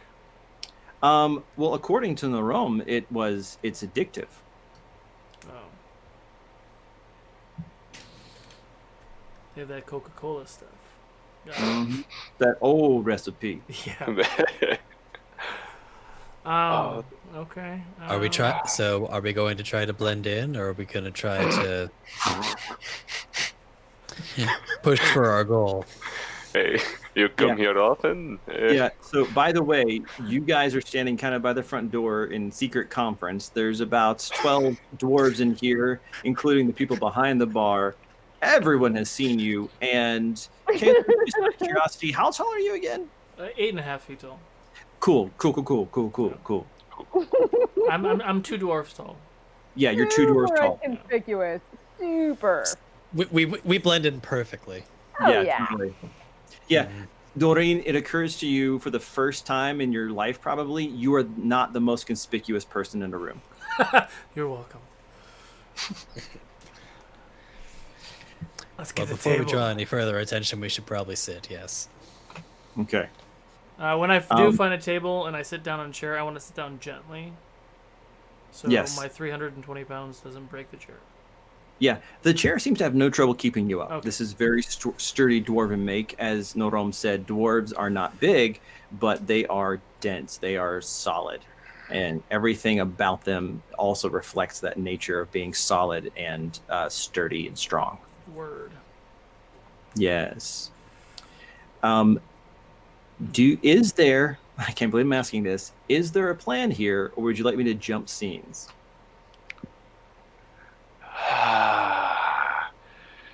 Who is coming by to take our order?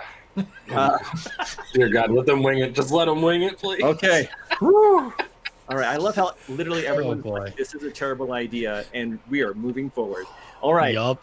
So, after a few moments, there is a dwarven man with a medium-length beard, a little longer than mine, bright red, and he says, "Yeah, what can I get you?"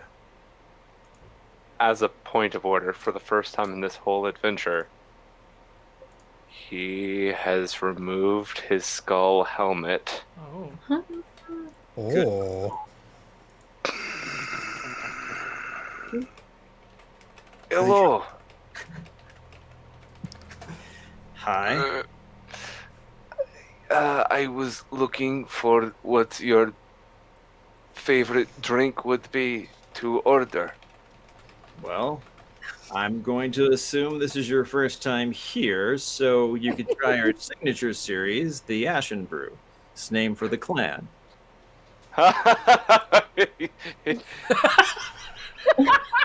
Yes. So, the one of those? and then I was yes, sounds great. One What do for you each look of you? like- What do you look like without the helmet on, Finn? He's hideous. No, he's That's normal. what I was another about to say. Yeah, I'm just very interested Yeah. as to what they're seeing. He's adopted. Don't worry. Can you give us a quick just overview of his features? Totally. I totally know. It's actually just another mask underneath there. Like a balaclava, just the eyes Mess, were showing? mess. You're like a Um, nesting doll. No, Well, he adds the accent for it. eh,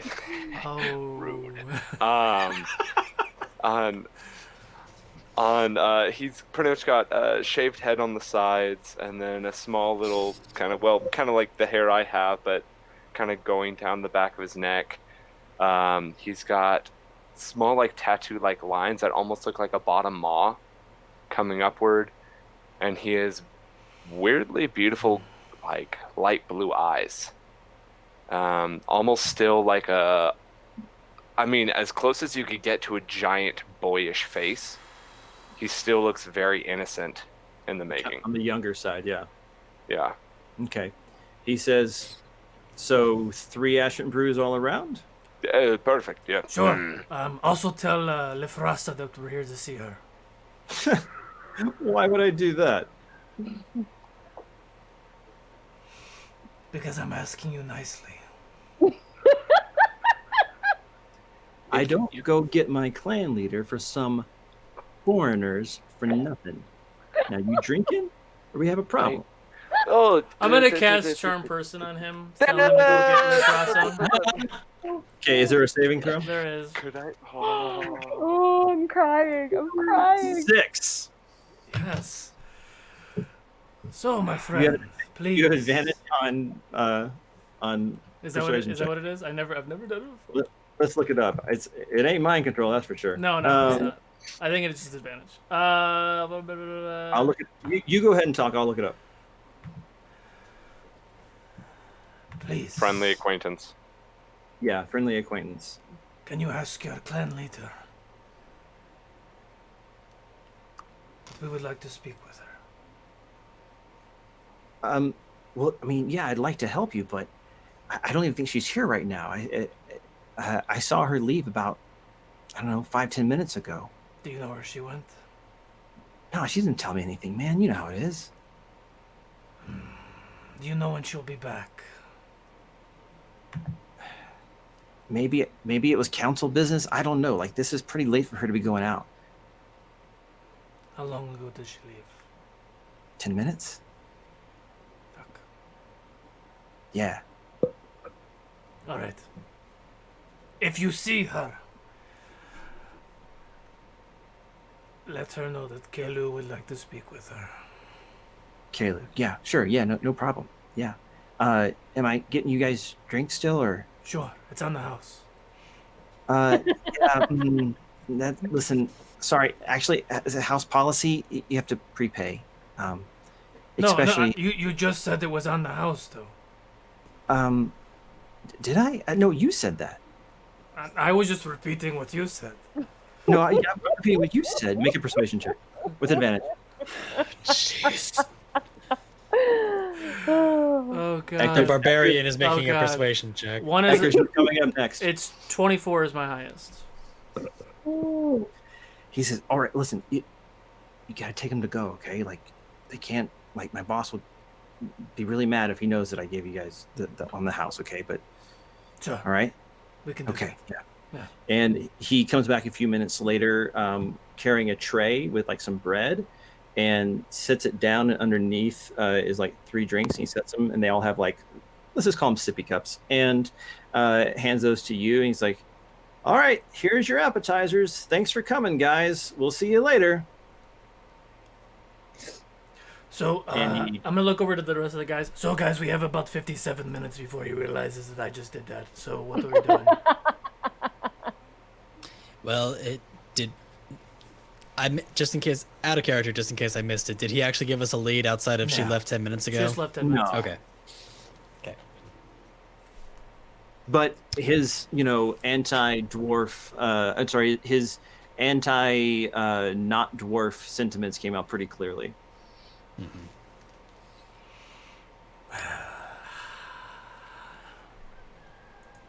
Do we have any idea where she might have gone? I heard council-related business. That's all he said, and she left 10 minutes ago. She may have already been summoned. We may have been too late. Do we know where? Do we know where the council meeting is taking place? Your chaperone would know. Maybe we speak to our caretaker and see if they may have some more information.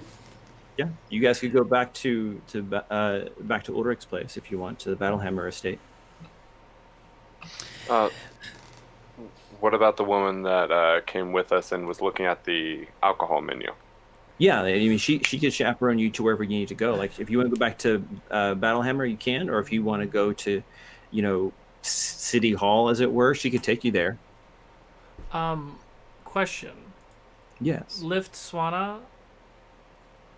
Would we know anything about her or things that she would, if she would have in her possession? Anything that I may have seen? Give me a perception check. I can do that. I can give you a 19. Excellent. You've never met her. You never heard a physical description of her, but you're noticing, like your waiter, everyone behind the bar, and then also inside the brewery itself, which you can see through some glass. They all have red hair. So we can assume that she has red hair as well. Yeah. That would be a safe assumption. If all these are clan members, which, yeah, like I said, they don't really trust many people outside their clan in the first place. Question. Yeah. Can I locate red hair objects? So, Doreen, what do you want to do? No, you can't. I know. I was just saying. And suddenly, Keelu finds himself blinded. Yeah. No, hey, you miss all the shots you don't take. I get it. I can't turn anything that flies. Do we move on to Frostbeard to maybe someone that won't kill us after casting spells on them? Maybe. Just a thought. Don't do that. Also, my helmet is back on. Kilo, take Doran. Head back to the camp. Are you talking in third person again? You think Gaylor? Did I? I'm so tired. Take Doran. Finn, please take Doran back to wherever the hell we just came from. I'm going to go look for our redheaded friend. Okay. I'm gonna walk out the door and I'm gonna kind of hide behind Dusk and kind of like lean down where like nobody looks at me. I'm gonna turn to a cat. I'm gonna run in the direction where I think the council is and try to find a female dwarf with red hair. Excellent. Your chaperone, your guy, comes up and she says, "Hey, where did he go? He's not supposed to go by himself." Do you want to try and stop him? I could shoot him. No, I do not think we should do that. It looks at you, Doreen. Is he gonna be okay? Like he kind of sticks out, you know? Do you not have many cats down here? Cat? What are you talking about? Fuck, I should have looked at that first. Perfect. Could have been a rat. Could have been a rat. Perfect. Or a cockroach. That's In either fine, case, I feel like he'll be able to take care of himself. But it seems like... do you happen to know where this council meeting is taking place? well, yeah, the council meeting takes place in the heart of the city, but that's not going to be until tomorrow. That's Interesting. Seems according to our contact in the tavern, the Strasse was summoned away on council-related business. Well, didn't Ulrich go to try to meet with the council members to call a vote? Is that supposed to be today? It was my understanding that was not until tomorrow. Oh, I mean, I listen. I try not to pry into my master's business, but I think he was just trying to get everyone together so that the vote could go happen. Like he has to. I mean, it seemed like the rumor in the kitchen is that you guys are in a hurry and it's something big, and so Ulrich left 10 o'clock at night, 9 o'clock at night to go round up everyone so that there could be a vote in the morning. So I don't think anything's going on in the chambers tonight. That'd be really unusual. We don't usually do council meetings at night. It's supposed to be in the day. It's supposed to be when everyone's clear-headed and well-reasoned and not, I was going to say not drunk, but not as drunk. But so I think right now it's kind of like backroom deals, you know, like people trying to get things moving so that they can expedite. And these meetings would take place at the same location, or is this going to be in a alternate venue that is off the books? It just depends on who it is. I mean, some he might catch them at home. Others he might need to meet in a private place. I don't really know. Like I said, I try not to get into my master's business. You try not to get into your master's business, but you seem to know more than what you're letting on. Well, listen, I usually work in the kitchen, and you know, it is people that gossip. I don't know. Any of this gossip seem pertinent to our situation?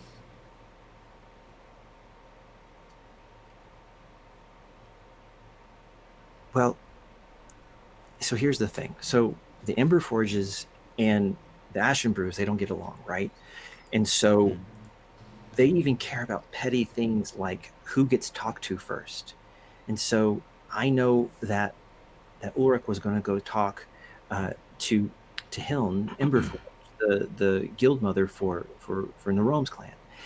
But if Madame if Ladostra, Madame Ashenbrew, finds out he went to her first, then she might not even talk to him and then slow down the votes and things. So maybe they went to go talk someplace else so that no one can tell her that she was second or third, or Lord help us, fourth. I'm gonna die. I'm in danger. I was thinking the same thing. This is fine. So- This is fine. So listen, is he gonna be okay? Like, is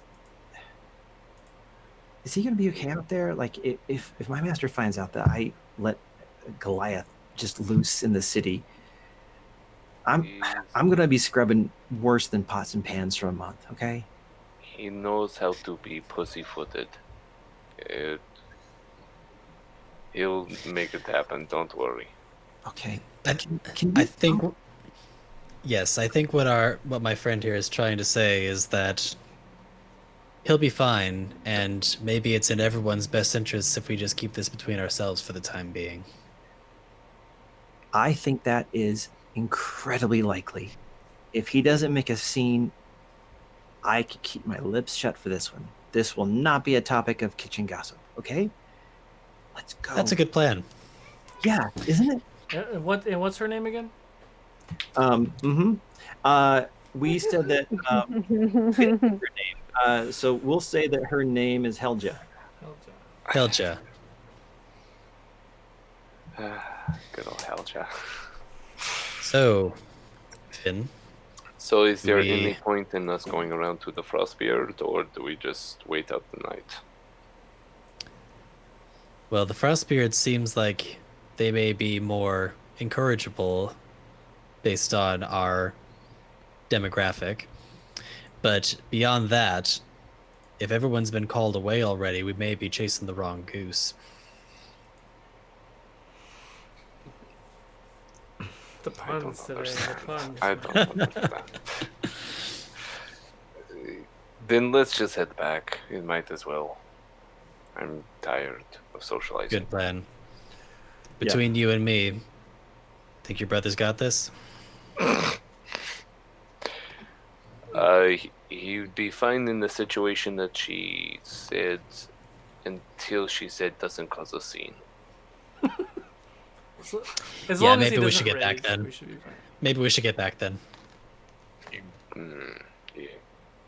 So you guys walk out the door to follow Hilja. Dusk sees Finn come out and she gives him a big old lick, like, "Oh, I thought he would never come back out." And you guys follow her back to the Battlehammer estate with no trouble. Eckers, let's drink. Let's drink. Sweet. So there are 10 cups in a line in front of both you and your red-bearded offended guy who says that he can drink you down to the bottom of the lake. So what were you gonna say? Oh, I was going to say, I am going to turn to the person I'm supposed to be talking to in the first place and ask him to join. Please, it's more fun with 3. Join us in this endeavor. He says, "Oh my God, you're gonna lose when you do that." Are you going to let this one drink you under the table? Oh, you know better than that. I'm gonna win, all right? And he says, "All right, round them up." And they put out 10 more glasses. There's 30 cups full of beer in front of you. Here is how it's going to work. And then after this, we'll take our mid-show break here.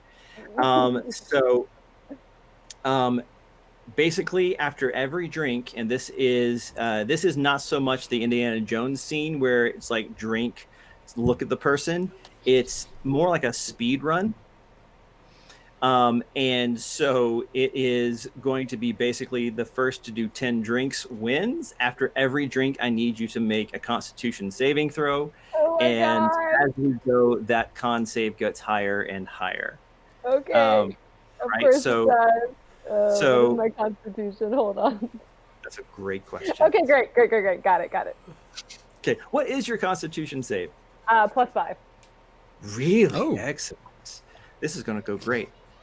I'll just say, I always hope to be you. That's I what, always hope to be you. that's I don't know. My that's dice what mine haven't is been too, so rolling that's so pretty great impressive. today, Yeah. so. Yeah, well, she is a fighter. All right. So everyone grabs their first drink. It's a kind of a bigger stein with a handle. And you know the tradition is after you finish, you slam it down, then upside down. Ziggy zaggy. There you go. Oh, you guys are killing it every day. All right. And Oscar says, "1, 2, 3, go!" And so the first 2 drinks are free, Eckers. So Okay. you slam the first one. He slammed, the other guys are right there with you. You slam the second one. Go ahead and make me a Constitution saving throw. Oh, that is fantastic. That is a dirty 20. Excellent. Very good. And I'm calling these inebriation checks. Okay. Great. So if you fail your check, what happens is that you take a level of inebriation, like a level of exhaustion, which makes that Okay. DC higher. So you make it, and you see you hit that second one, you slam it down, and you realize you did face down. Just as he was doing bottom down before he could flip over. You're just ahead of him by a single Stein flip. And then you look to your left and you see Oscar, and he's drinking the third one. And you're like, oh, crap. So you throw down the next one. Go ahead and give me an inebriation check. 18.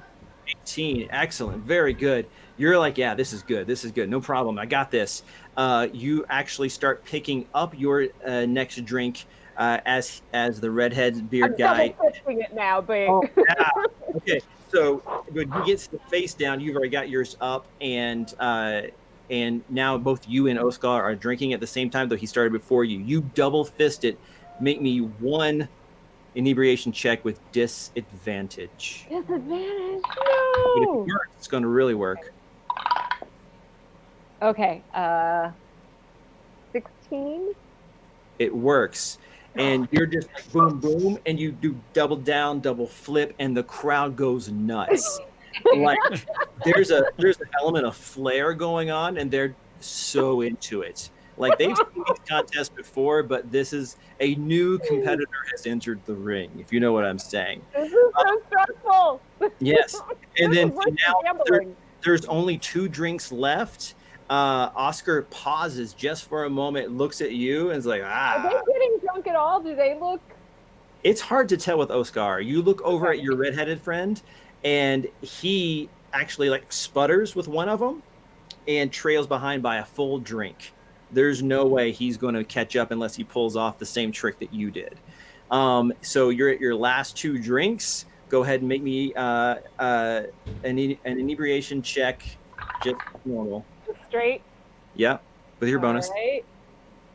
Ooh. 11. 11. No, you take a level of inebriation. Those first 6 drinks, you're like, oh, there they are, and you hit it. It hits you like a ton of bricks, and you're just like, where did the floor? How do I floor? And you're Doesn't matter where the floor is, as long as I can find that next drink. yeah, you rally and you grab the side of the thing. You're like, oh my gosh. You slam the next 2. You're chugging the last one right there with Oscar. Redheaded boy still on number 9. To try to like push it in there too. It's not working. Make me the last inebriation check. Oh god, I can't handle this. Oh, that's not bad. 19? Nice. You and Oscar slam it down, but at the same time, flip it, face, same time. The crowd goes wild. The redheaded guy falls over, coughing. And everyone's patting you on the back and lifting a glass to you. And Oscar breaks into a song. The rocks went out on a chilly night. The prayer for the moon gave him life for a many a mile to go that night. A couple of night before they reached that town. And She's trying to sing along. She has no idea what he's saying, but watermelon elephant. watermelon. And the scene fades to black as the chorus of cheers and song and merrymaking fills the street.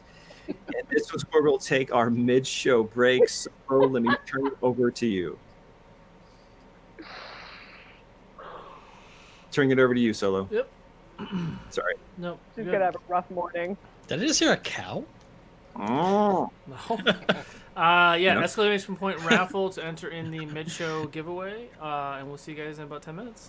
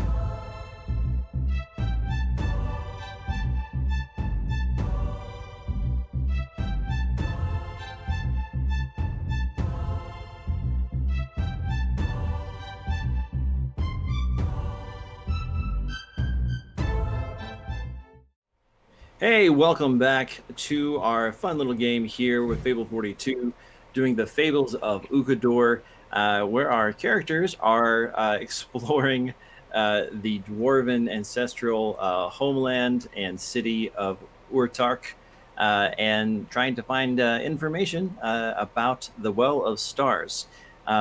It's had mixed success, but let's focus on Ecker's champion beer drinking and winning that competition and not talk about the other stuff. So we'll jump right back into everything. So it sounded like Finn and Doreen were headed back to the Battlehammer estate, and Norom and Ivy, after speaking Norom with your great aunt and kind of asking for her vote. You guys also headed back. Eckers will check in with you in a minute. Kalu, you are a cat. I'm a cat. You're exploring this unknown city, trying to find some stuff. What would you like to be doing? I'm just gonna look for a red-headed dwarf woman that fits the description of what's her face. Okay. Can you make me a perception check using your cat statistics, I think, right? Or is it still your statistics? I don't know, actually. I've never played a druid before. Go ahead and make that roll and let's find out. All right.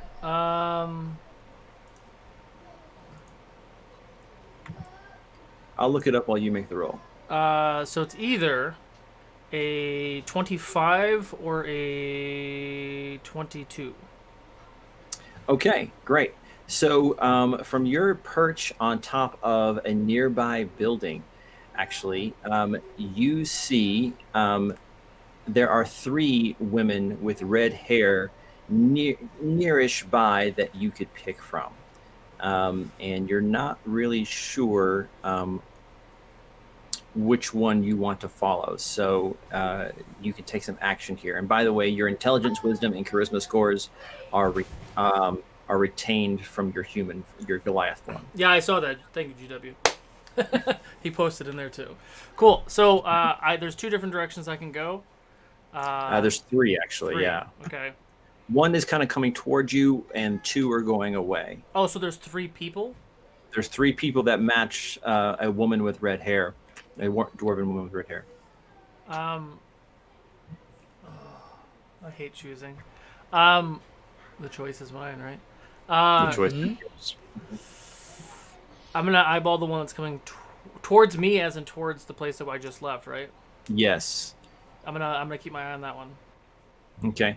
As she gets a little bit closer, you can see with your cat vision that she is actually fairly young and seems to be headed towards the tap house. Do we know if she's young? Would I know that? You don't, but you could make assumptions if you wish. She is supposed to be the clan leader, so it seems to you that it would be unusual for someone young to be the clan leader. Assumptions kills the cat or something, isn't that the saying? Curiosity. It is now. Yeah, assumptions kill the cat. Yeah. Okay. By the way, can we talk about how Eckers' cat is just not here now that you're a cat? I'm just saying we've never seen the 2 of you in the same room. That's all I'm saying. It was a lot of excitement going on with all the drinking. Okay, so do I see the other 2 that were walking away? Yeah, you can still catch up to them. They're not too far from each other. So Did either one of them feel like they came from the direction I'm coming from? Yeah, they both are on a trajectory that would possibly suggest that they had come from your starting point. Got it. I'll go for the one on the left. One on the left. Excellent. So you kind of jump from roof to roof, avoiding people, jumping in between alleys, and you're able to keep this woman in sight. And you see her step into a doorway, a archway that has stairs leading down, much like what Norom and Ivy used earlier that you weren't there for. And you see her step into that doorway and stop kind of halfway down and start speaking to someone, but you can't quite hear what they're saying. Could I jump down and try to go into the door that she just went into? Absolutely. Give me a stealth check using your cat statistics. Oh, I think my statistics are better. I think you're probably right. Oh. All right, I'll just do a -1 on that. Oh, 21. Ooh, very good. So you get close digging enough. this D&D Beyond stuff right now. All right. Yeah, excellent. And you get close enough, and you hear the conversation already in progress. She's like, "I don't see what the hurry is. You call me out here in the middle of the night. I have business to attend to." And you can hear the other voice in the shadows say, I know how you feel about it, but this is important. The entire safety of the clans, all the clans, including yours, could be at stake. What happens if something befalls the whole clans? Who would you sell to then? At least come and listen. Tomorrow morning. What's the worst that can happen? The worst that could happen is I could lose profits. Fine. You're going to owe me one. Know that, right? I know. I know. We'll not press charges the next time one of your Ashen Brew zombies causes trouble. That is not our concern. Each person has to choose how much they drink. That's not our fault. I know. But people are starting to make connections, aren't they? I'll support your next vote. Agreed? Fine. Agreed. Are we done here? Aye. Always a pleasure talking to you. And she walks away up the stairs. And Was that Ulrich? it sounded like him, yeah. All right, I'm gonna get out of the fucking doorway. Yeah. You kind of scamper away. And a few moments later, from the rooftop perch, you see Ulrich kind of walk out of the shadows up the stairs, kind of bend over and kind of adjust his boot and look both ways and kind of walk the opposite direction away from where Madame Ashenbrew walked. Okay. And he seems generally heading back towards the manor. Okay.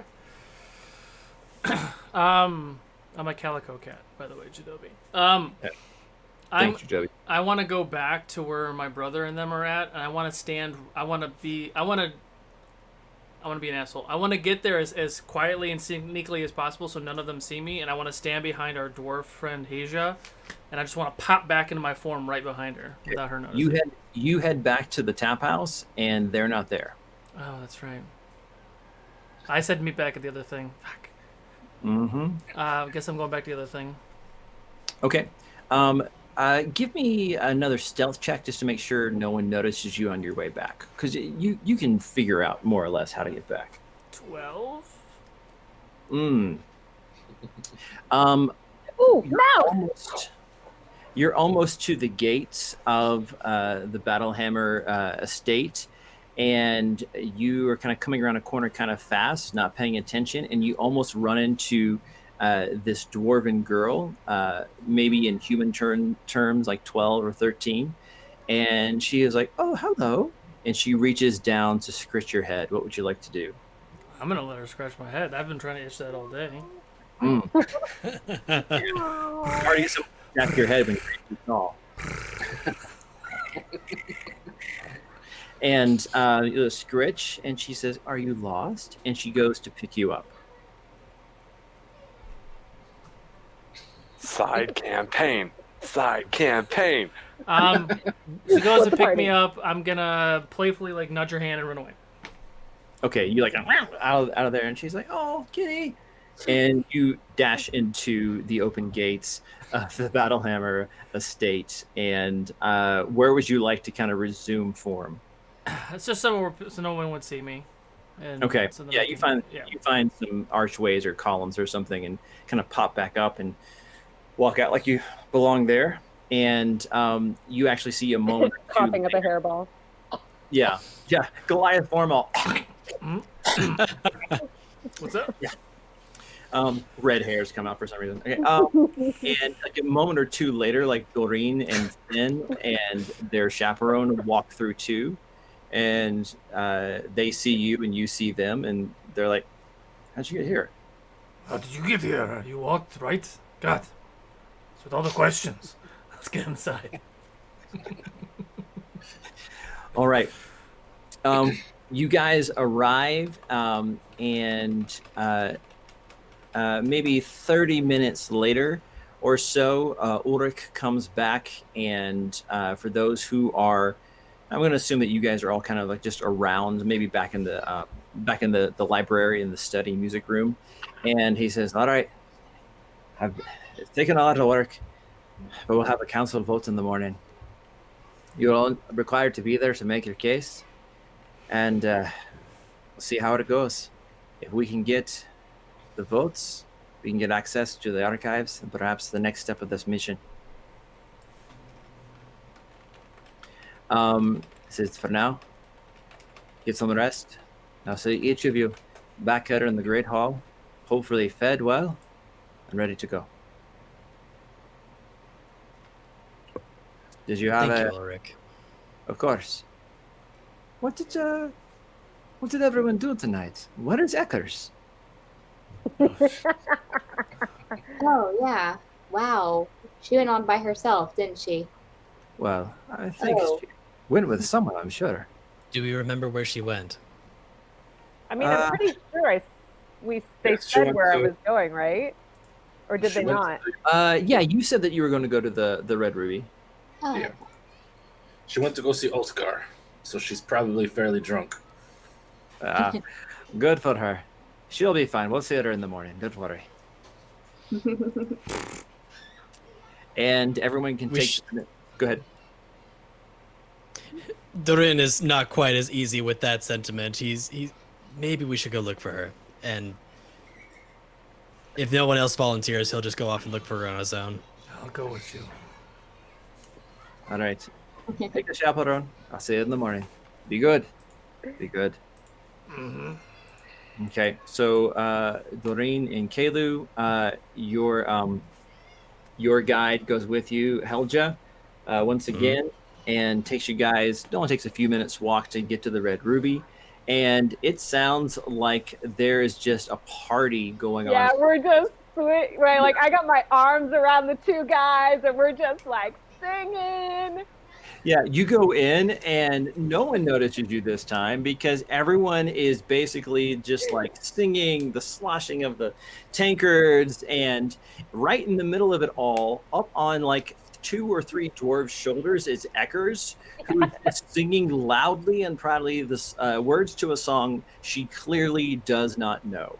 I'm gonna look at And- Doran and be like,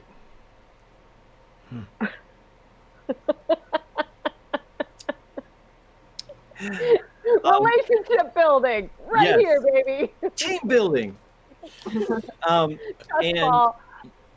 And yeah, you trust fall, and they kind of pick you up and they plop you down in front of the bar, and you're face to face with Oscar, and he's like, I never seen anything like it in my life. Absolutely fabulous. Now, lassie, you didn't come here just to drink, did you? What did you want to know? Well, there's going to be a really important meeting tomorrow, deciding the fate of myself and what was I doing? Myself and my friends. That's right. And we could really use your support. Eckers! My friends! Ah, bring it in, you guys! You want a drink? This guy! Let's get this guy a drink, yes. Doran, come here. Yeah, you guys get to the bar. There's already 2 drinks waiting for you, and Oscar is just like, That Dorin was me. cautiously just pushes the other drink over to Kalu. You go right ahead. So, And- Oh, come and on. he looks at you. Oscar looks at you, Kalu, and just says, "Oh, you're a big one, aren't you? Don't worry, she's not as think as you drunk she is." I bested this one in battle. A battle of the. Oh, I had something witty, but it's gone now. Very Half good pints. You bested him, did you? That's right. Well, maybe it was more of a draw. Not really sure how that ended up. We bested this one over here, though, and the redhead's like, Yeah, the redhead has his head just on the bar, and there's some other guys like patting me on the back, and he's just like, like as you get closer to him, you hear and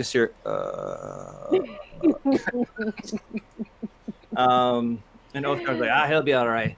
Yeah, this is my new best friend, Oscar. Yeah, he puts his arm on you too. It's like and he says, I'm totally recruiting this guy for my pirate ship if I can get a dwarf on a ship. that's a hard sell for sure. And Is it though? Is it? Oscar looks at you two guys and is like, all right, so what is it all about, huh? She can't quite remember she came here for. What are you trying to do? There's a meeting tomorrow morning, asking for all the important people to be there. Grandmity, huh? He's the most important people right here. And she like gets And the bar's crowd like, to cheer. Exactly. She's like getting the crowd to rally. Yeah. And you hear a couple of like tank on nearby tables. He's like, clan meeting in there, huh? What do you think of meeting about, eh? I'm not even sure.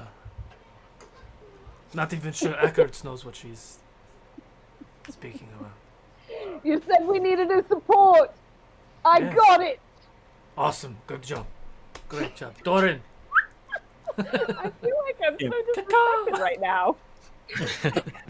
Doreen, you know that the purpose of meeting Oscar was not to get clan support, but to ask him questions about history that he might know as a trader of tales and stories. Oh, that's what we were doing. No, it's super on brand that you would not remember that now. You're just like, we won the vote. It's great. I was like half paying attention to the conversation. I heard like meeting, votes, people, cool. Drinking, Yeah, you heard drinking, and then the rest of it was like, yeah. white noise. Kalu's gonna put his hand like right behind Eckers, and I was gonna cast Lesser Restoration, but I'm like, nah, let's have fun. Just let her keep being. But then silly. like, well, he's in the perfect. He's been telling stories all night. I bet you missed something really important. Yes, it's we've heard through the rumor mill that you're apparently the go-to for stories. I could tell you a good story. What kind of story you want to hear? What do you know of the Well of Stars? Oh, now that. He seems to sober up a little bit. That is a story not many people know. How do you know that story? It's been mentioned. Well, my boy, I'll give you a fair exchange for your friend there, on account of her prowess. So, I'll tell you what I know about the Well of Stars. But you, and he points to you and kind of pokes you in the chest a little bit, you tell me a story. Point at me or point at Doran? Doreen, Ah. a story no one else has heard.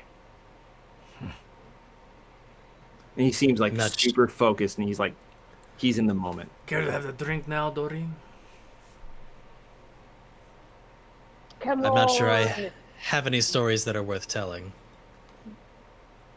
Oh, everyone's got a story, boy. Tell me about that amulet around your neck. Kalu's gonna take the shot and just look at him. Yes, tell us about that amulet. It was my mother's. She gave it to me when I was very young. She is actually the source of my clerisy. Ah. No, I don't go topside very much. But you seem like the kind of bloke who worships the moon. Am I right? In a manner of speaking, I suppose you could say that. I see. Make sure you don't get the one who worships and the one you worship confused. Who has power over whom, eh? This guy is so smart. I like shoulders. And he says, all right. The Well of Stars. It has to do with Kraken, the first king. It has something to do with his tomb. And it's not just a tomb. Don't let anyone else fool you. There's something trapped down there. They say that even in death, he keeps the people safe.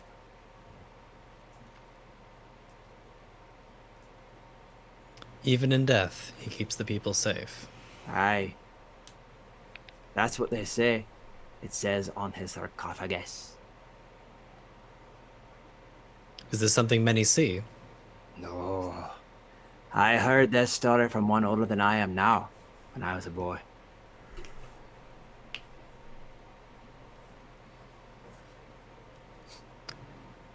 Just do it. Durin uncomfortably tries to ask the question how old that is.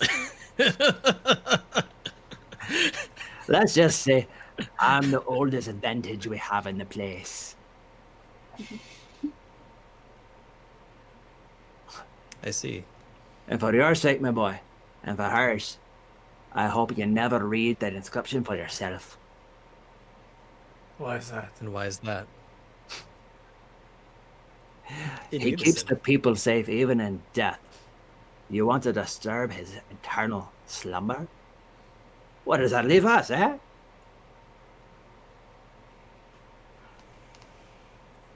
And someone shouts for a drink, and he's like, all right. And he walks away to go start serving drinks.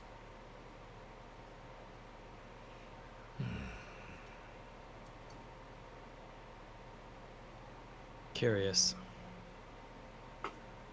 So a curse? That's what it's sounding like.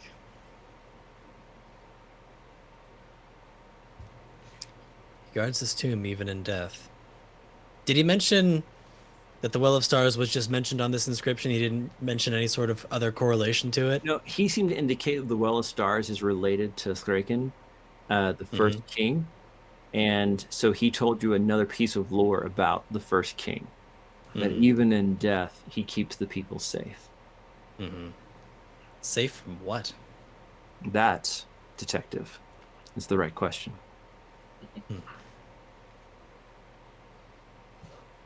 You said his name is Thraken? It's in the poem. It's Skraken. Skrakelin. Yeah. Strakeln. And it also happens to be the clan name of Bairn, the first among the eldest. The leader of the clan leaders. So presumably a direct descendant.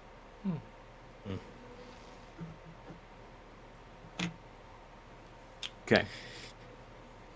Now the And great I'm going to be like, drinks! More drinks!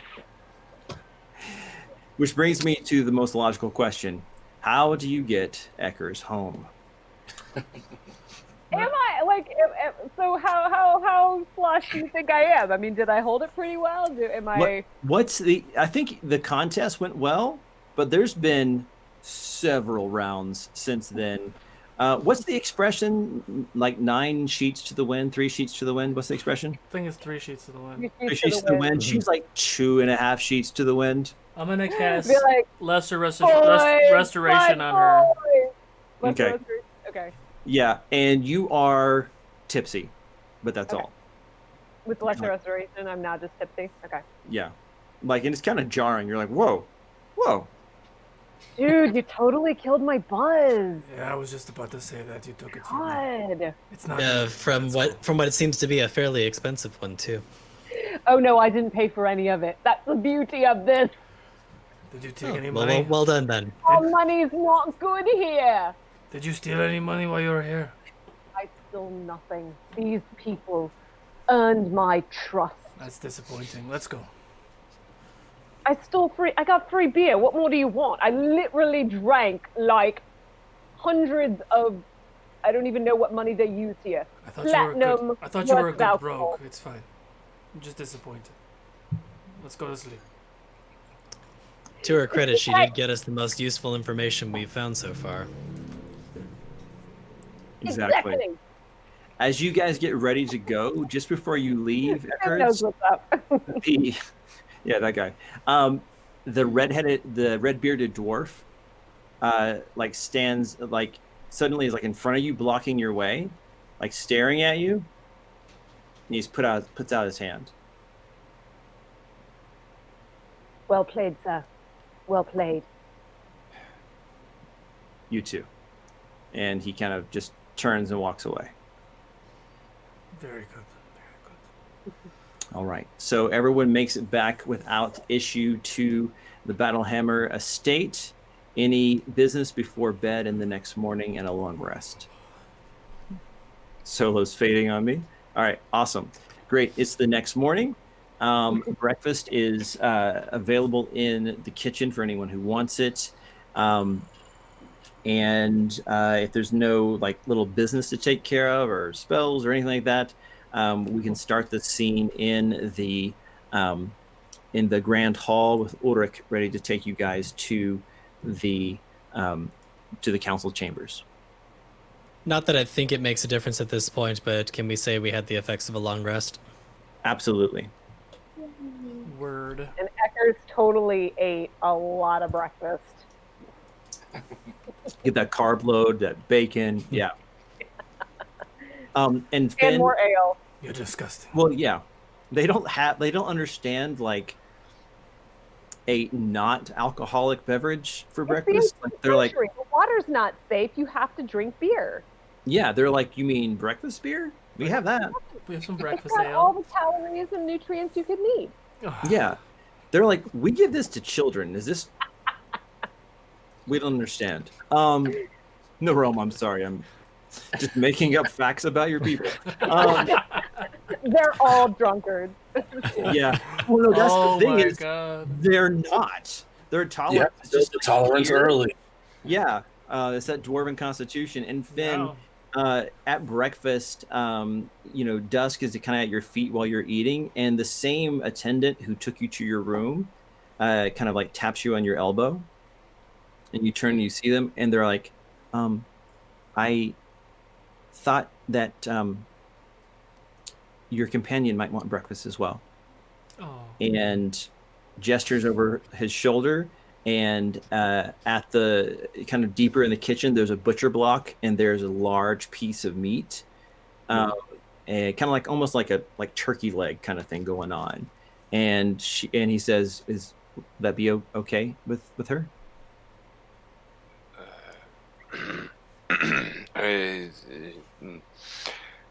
Yes. Great. I'll bring it over, and they bring over 2 of these turkey legs to give to Dusk. Thank you. Excellent. All right, you guys all without. Dorian catches the smell and kind of stares at it for a brief moment, impressed, and then goes back to what he's doing. To his oatmeal. It has lindenberries in it for some reason. Finn, go ahead. No, I was just going to say I thank him with a pouch made from rabbit skin. Oh, nice.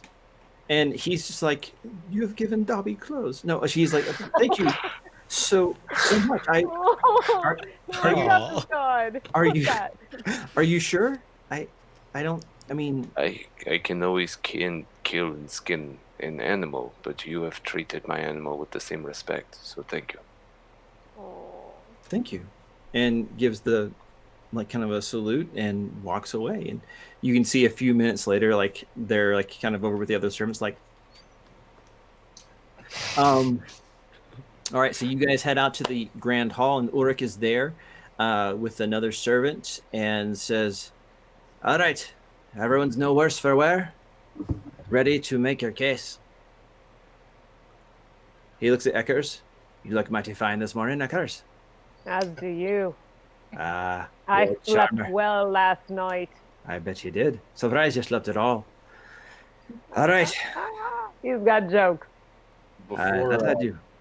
Before we walk up on the stage, I kind of want to stop Ulrich and kind of lean in his ear and say, "Did you make any headway on gauging everybody's vote here?" Yeah, so this is like on the walk to the council Yeah. chambers. They're in front with him, and he's like, "Aye, we were able to call an emergency vote quickly, and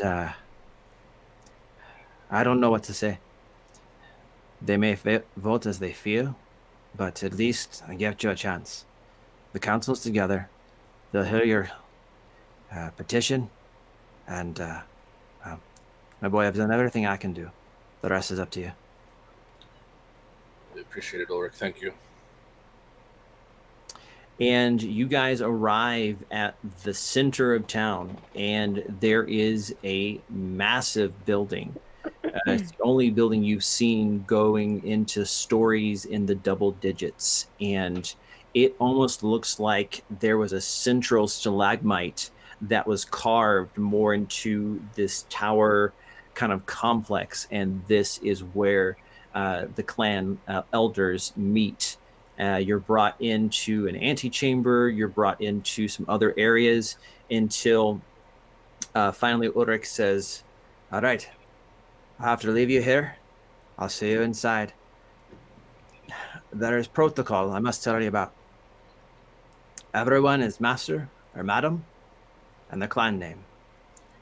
Answer questions that are directed to you and nothing more. Tell the truth, and you have a decent shot.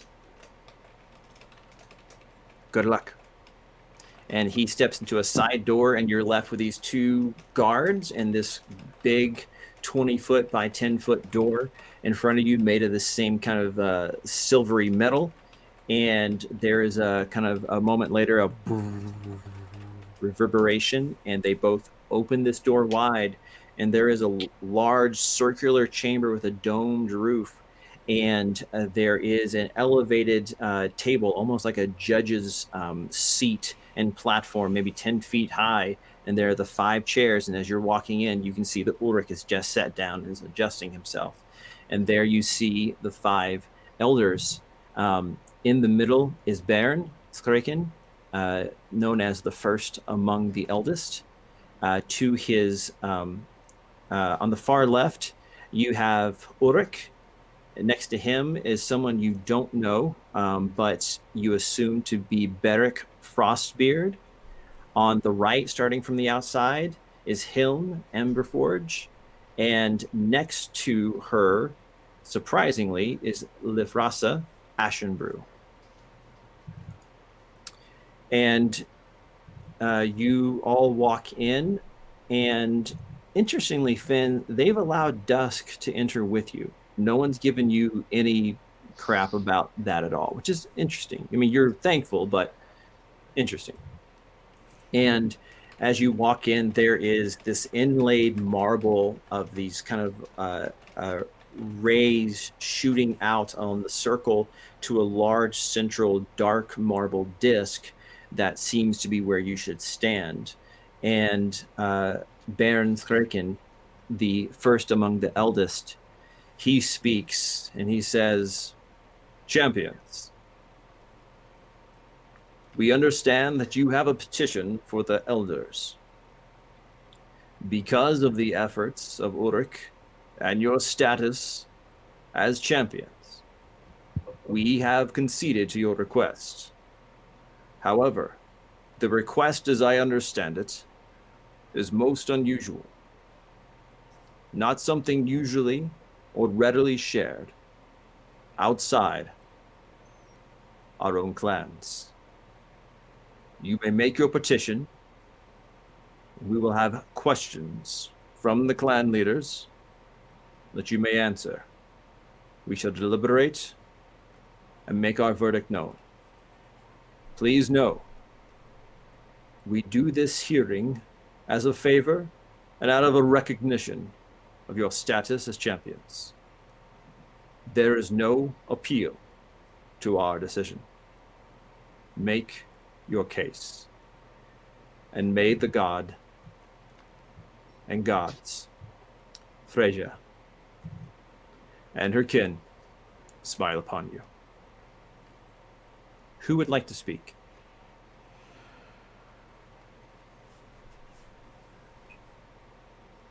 I guess the dwarf is probably the best one to speak first. Yeah, and you get the vibe too that multiple people could help make the case. It's not a one thing. He's opened the question to everyone. I'll step up to whatever speaker chair we got here. Yeah, so it's basically just this like 20-foot diameter black marble circle in the center, and you guys are in the center of it, and you can kind of step forward to the edge of it to speak. And you know protocol Norom, that you stay inside the circle while you're speaking to the elders. All right. Masters, madams, clan leaders, I know this is an unusual request. Being raised Emberforge myself, I know that there's not been a time where outsiders have been allowed to view our archives. However, each one of us here is a champion, but each one of us also witnessed the champion of champions turn into something that we did not expect. It was Amyse, correct? Yeah, Amyse. Amyse was either involved or tricked into making a deal with, and I indicate to the Goliath brothers, a man these two are intimately familiar with, a practitioner of necromancy, who seemed to have infiltrated the competition, caused chaos, killed champions and champions personnel, and the only thing we got, any hint to try to find this man, was a mention of the Well of Stars and a quote of one of our legends. So, masters, madams, this is why we request access to the archives. Do you make any further statements in the opening statement? That's it for me, if anybody else wants to. Eckers, you had made an intimation earlier that you might say something. Ivy, I saw you get excited when he started talking. So I'm gonna very politely make sure it looks like it's okay for me to talk. Mm-hmm. Okay. And just be like, masters, madams,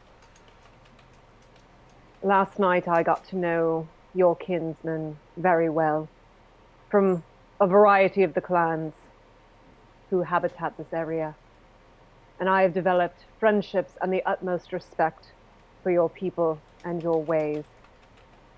And it showed me that despite having clan differences, people are all able to come together in friendship and harmony.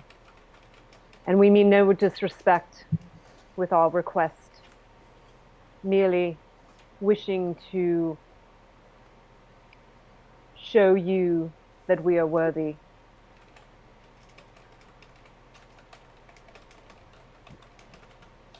Thank you for your words. It is rare to find those from the surface who respect and even attempt to understand our culture. Have you any further things to say on these matters?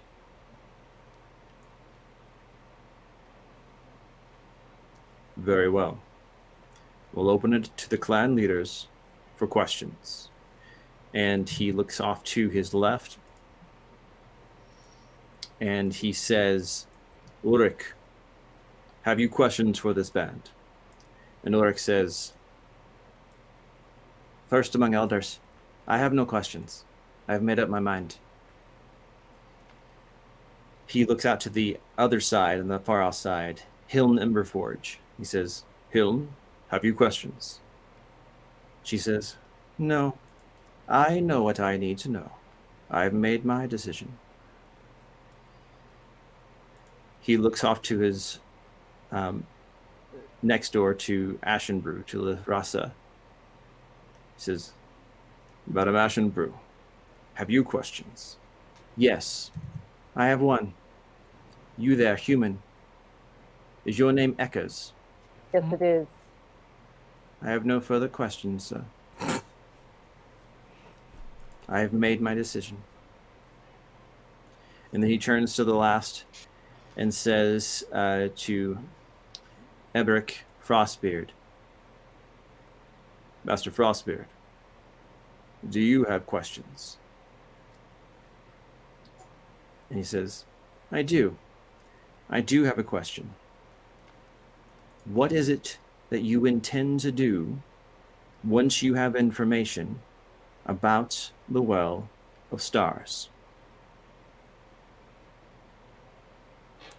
And this is an older dwarf with streaks of gray in his brown beard, and seems to be a stockier, stronger kind of look to him. And this is open to anyone. Kalu's gonna stand up and walk to where Nerome was giving his opening speech or what have you. Our path has no issue with the Well of Stars. We're looking for clues to find this necromancer and bring him to justice. And you believe that he is also interested in the well? DM question real quick. He mentioned something about the well, right? Oh, yeah. He Yeah. said that he was going there and you couldn't stop him. And who did he kill again? Let's start with the A. Amyse. Amyse. When he killed Amyse and hung over his dead corpse, he spoke that he was going to the Well of Stars. So we are going to meet him there, if it is such a place. And do you believe that you have the strength, the fortitude, the power to defeat him once he has eluded you already? I'm gonna stand up if I could even get taller. I'm gonna try to stand up taller. He only eluded me once when he murdered my mother, because I was not there. My brother was the only one defending her from all of his undead creatures. I tell you this now. I will not stop until that creature has paid for what he has done. So yes, with the help of my friends, these other champions, we will find justice. I have no further questions. I've made my decision. Council. And I'll go sit down.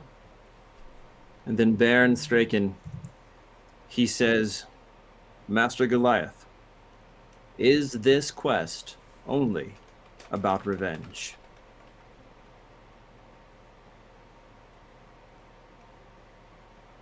Is that for me or is that for anybody? You're not. He said, Master Goliath. Oh. And he holds his hand up. No. The other one.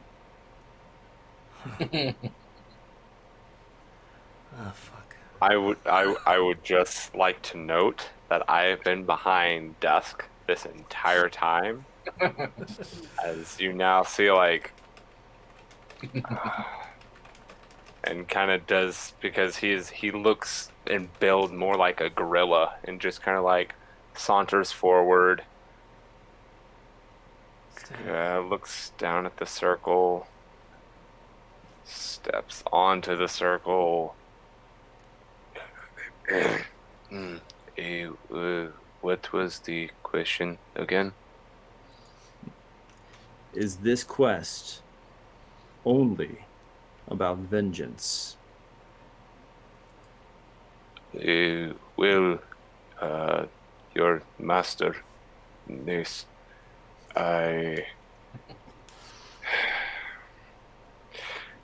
vengeance is a means to an end at some time, but the point is the end, is a resolution. Without the resolution to our paths, there will be many deaths that will come from him or her. It's being left to roam. A hunter, when the hunt has begun, must finish the prey. And if the prey is killing off too many of the other, then there will be nothing left of the forest for it to survive.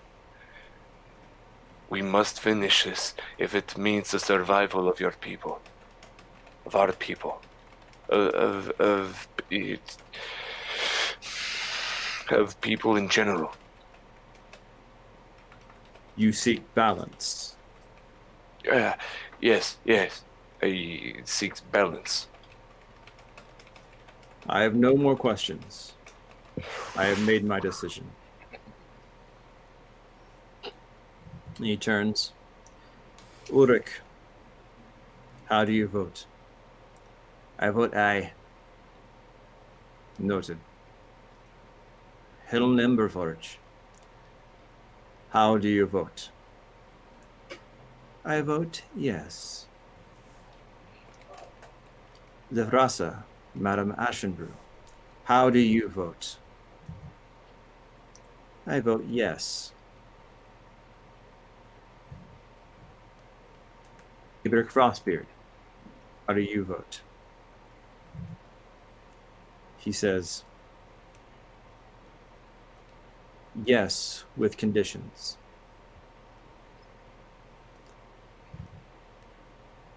And then Baron Straken, first among the elders, says, I vote yes. Go and bring balance. We shall find the documents you need. Ulrich, may they be taken and secured in your location? Aye. Yes, sir. Our archivist will find every information we have on the Well of Stars. And brought to the manor of Battlehammer. You may inspect them there. They will not leave the premises. Report your findings and continue your quest. While we search, you may meet privately with Master Frostbeard and find his condition for his agreement. This council is adjourned. Our word is spoken. Our word is stone. And they all stand up and they walk away. And a few moments later, Eberic Frostbeard comes out from a side door and walks across to you on the marble floor. And he says, my only concern with you lot is that you can actually do what you say you can do. Are you strong enough? Are you powerful enough? I want to believe that you are. And as the Elder of Elders has said, you wish to sing balance, the good of all people. Right, Master Goliath? Looks at you, Finn.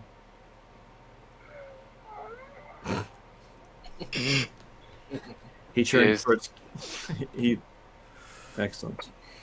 Then you can prove that you care about all people now. While they search, and my tentative agreement holds, you do a job for me. Prove that you're strong, and you prove that you care about more than just yourselves, and more than just vengeance. Agreed? Agreed. Something has been killing my workers on the outer edge of the lake. Travel with me there now. We'll find what's doing it and stop it. All right. If you fail or you die, the problem is solved. You were never worthy. You were never strong enough. If you succeed, you've helped my people, my clan. You are strong, and you are worthy, and you can proceed. Are we in agreement? Aye. He looks to the rest of you. Yes. Child of Emberforge, do you stand Yeah. at peace? Yes, Master Frostbeard. Human, do you agree? I do. Little cousin, do you agree? Yes. He smirks in a little smile. Come with me. And he leads you out of the city. No other dwarf accompanies you. And once you leave the edge of the city, he actually goes left across to the other river that you haven't yet been in and takes you across another stone bridge. And he says, how much do you know of our agriculture, of our resources in the lake? I'm sure in the realm you Curious. know something. Yes, I'm familiar. I've not done it myself, Master Frostbeard, but yes, I'm. No, you're more content staying down in the bowels and playing with fire. Am I right? Well, you know my family all too well, sir. Yes, your family, but you seem to be something different. In any regard, the fires of the earth give nutrients to the life that lives here in the lake and the rivers. Vents of gas, nutrients, life itself comes from the earth, like the dwarves. We harvest the plants and the animals that grow here in the absence of light. And he looks at the roof of the cave. We harvest it. It seems to be perpetual and unending. However, there is not without dangers. 2 days ago, I sent a group to harvest the far end of the lake. It was recently allowed to lay fallow to replenish. We had recently so that we could plant again and harvest again. They went out to plant, and they did not return. Reports from a distance report bodies. My people are not equipped for this. Return the bodies if you can. Find what killed them and destroy it. Any questions? Anything distinguishing about the bodies? One of them was torn in two. We dare not go closer. Finn looks over at Kalu. Do we know when the attacks began? 2 days ago. When did we get here? In this, you got, so it would have been the day before you arrived. Oh, okay. Okay. So it's not Kayla. Cool. No, yeah. No, solid question. The fuck? And he said too that this area had been fallow, and so that means that no one's really been in this area for a while that area of the shoreline had been allowed to just rest and regenerate, as it were. And so once they re-entered that area, it broke bad. Thank you. Okay. Did his description give me any sort of insight as to a creature that this is signature of? You can give me an ability check. I would lean towards nature, perhaps. Could I do that too? Yeah, absolutely. Why is my nature so garbage? Mind if I do I it? was just about to ask the exact same question. Oh, I rolled a 19 though, so I have a 19. I just rolled a nat 20. So your mind immediately, Doreen, goes to the things that this could be. And you hearken back to your time at the Pancration with the roper that was disguised as a stalagmite that looked normal, looked like it belonged, and then suddenly attacked from the shadows and from its kind of natural chameleon-like ability.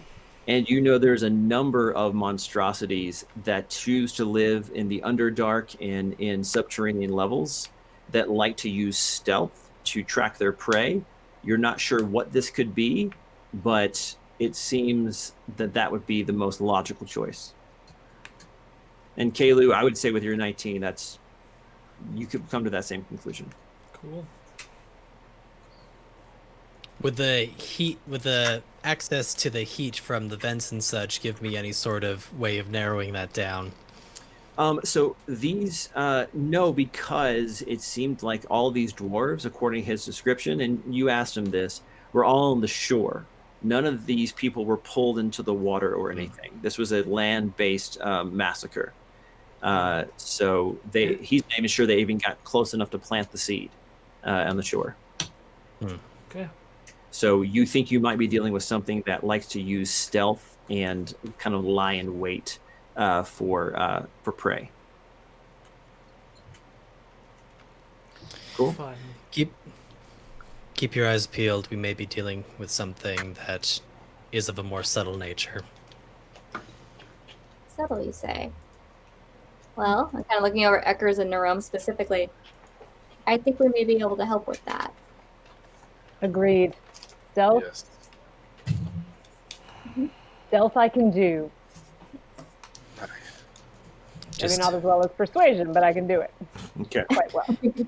So, Just hearkening back to our last encounter, just be very well aware of your surroundings. Is it All a right. is it a river or a lake? This is on the shore of the lake, Got and you can see in the distance, as kind of close as he's willing to get, that there is an area where there are some larger boulders, and even like the wall of the cavern itself is here.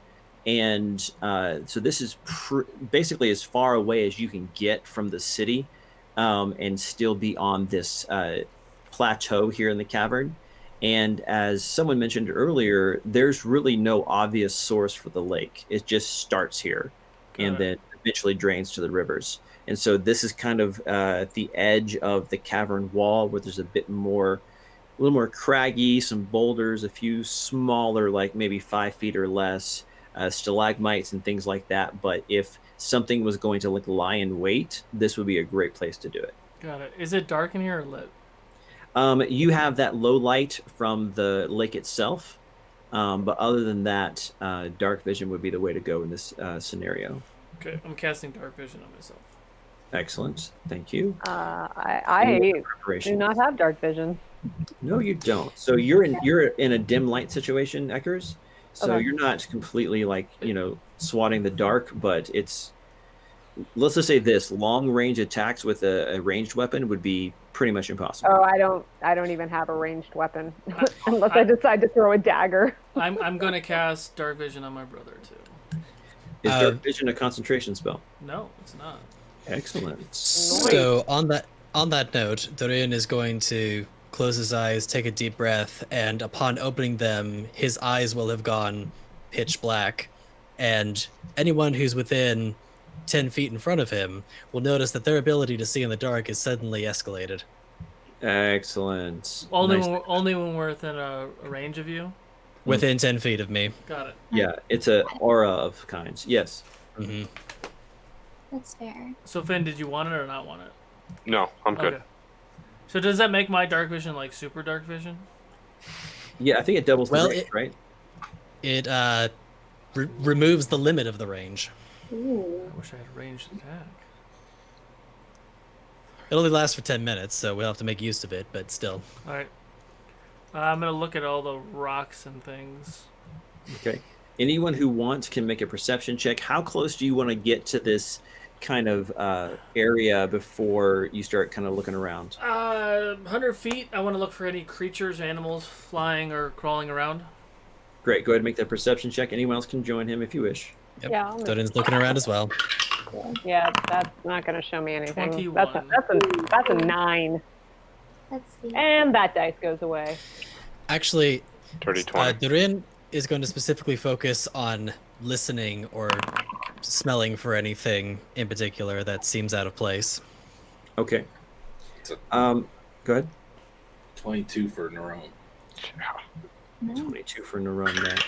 So there are two of you who got over a 20, and what's most unsettling is that this area seems perfectly still. The only noise you hear is the kind of subtle bubbling of the lake itself. You don't see any motion, and you don't see any other creatures like the larger underground beetles that you've seen before down here. You don't see any like bats or anything. And what's the most unsettling is its perfect stillness. It seems wrong, especially to you, Caleb. There's a predator out here. That's a solid conclusion. Yes. Yeah, something's not right here. So it's not a person, is what I'm telling you. It's a beast of some sort. That's fair. I want to try something, guys, and please remain open-minded to anything that might happen as a result of this.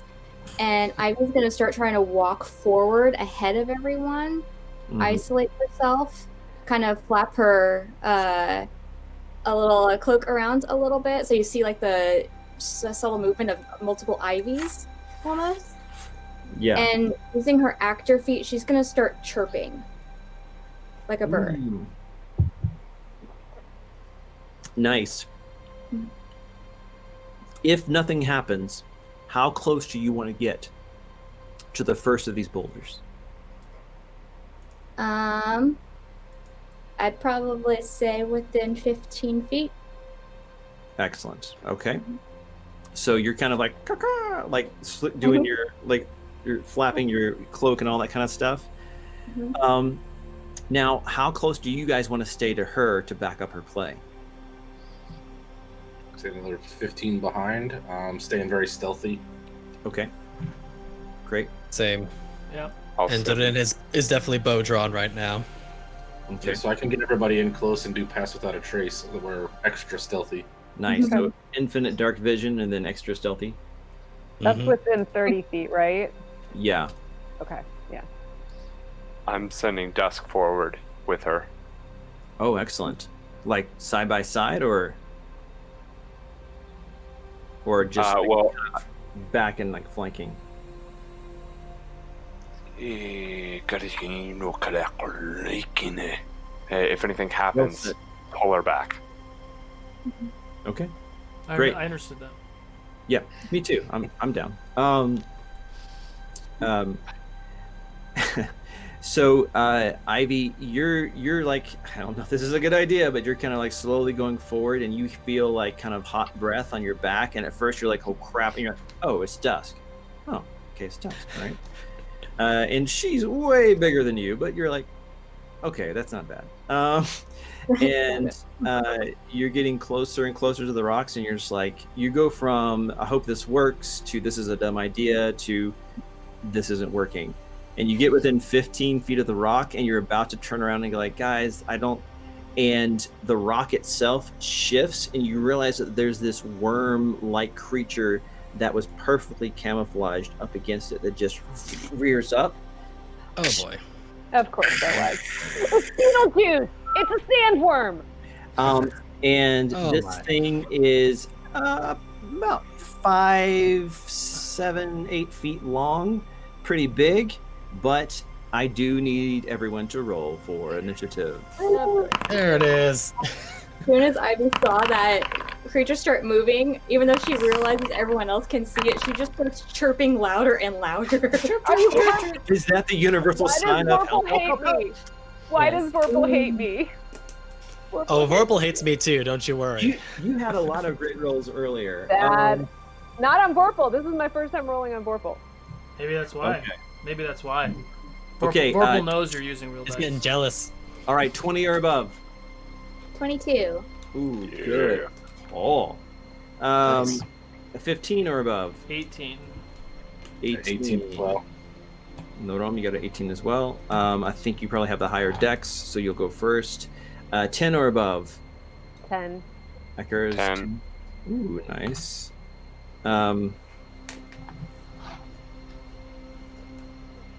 Okay. Doreen, what'd you get? 8. Yep. That's a solid life choice. And I need to make another roll here. Okay, great. All right. Oh, and Finn, I want you to make a roll for Dusk as well. Okay, I was just actually reading that. Yeah, is there, I gotta do I need stand up. to? This is too scary. Oh my jeez. Potato famine. That'll be Potato. What? that'll be a +2. Oh.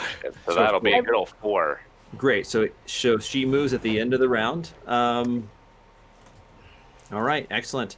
All right, Ivy, you're up. This thing, it's opened into like 4 like tendrils, and there's a beak right in the middle that's just like. Oh my. Pull out my short bow. About how far is it from me, first and foremost? 15 feet. Awesome. Okay. I'll take a shot at it with my short bow. Let's see if this works. Ooh, that's a hit. Perfect. So, I don't have anyone within 5 feet of it. I doubt I have any No. reason for that. So, Yeah. just a straight d6 plus 3. 7 points of damage. Great. Okay. And I would like to kind of looking at it, stop chirping, step behind Dusk, since she's a creature of a size or greater than me, I assume.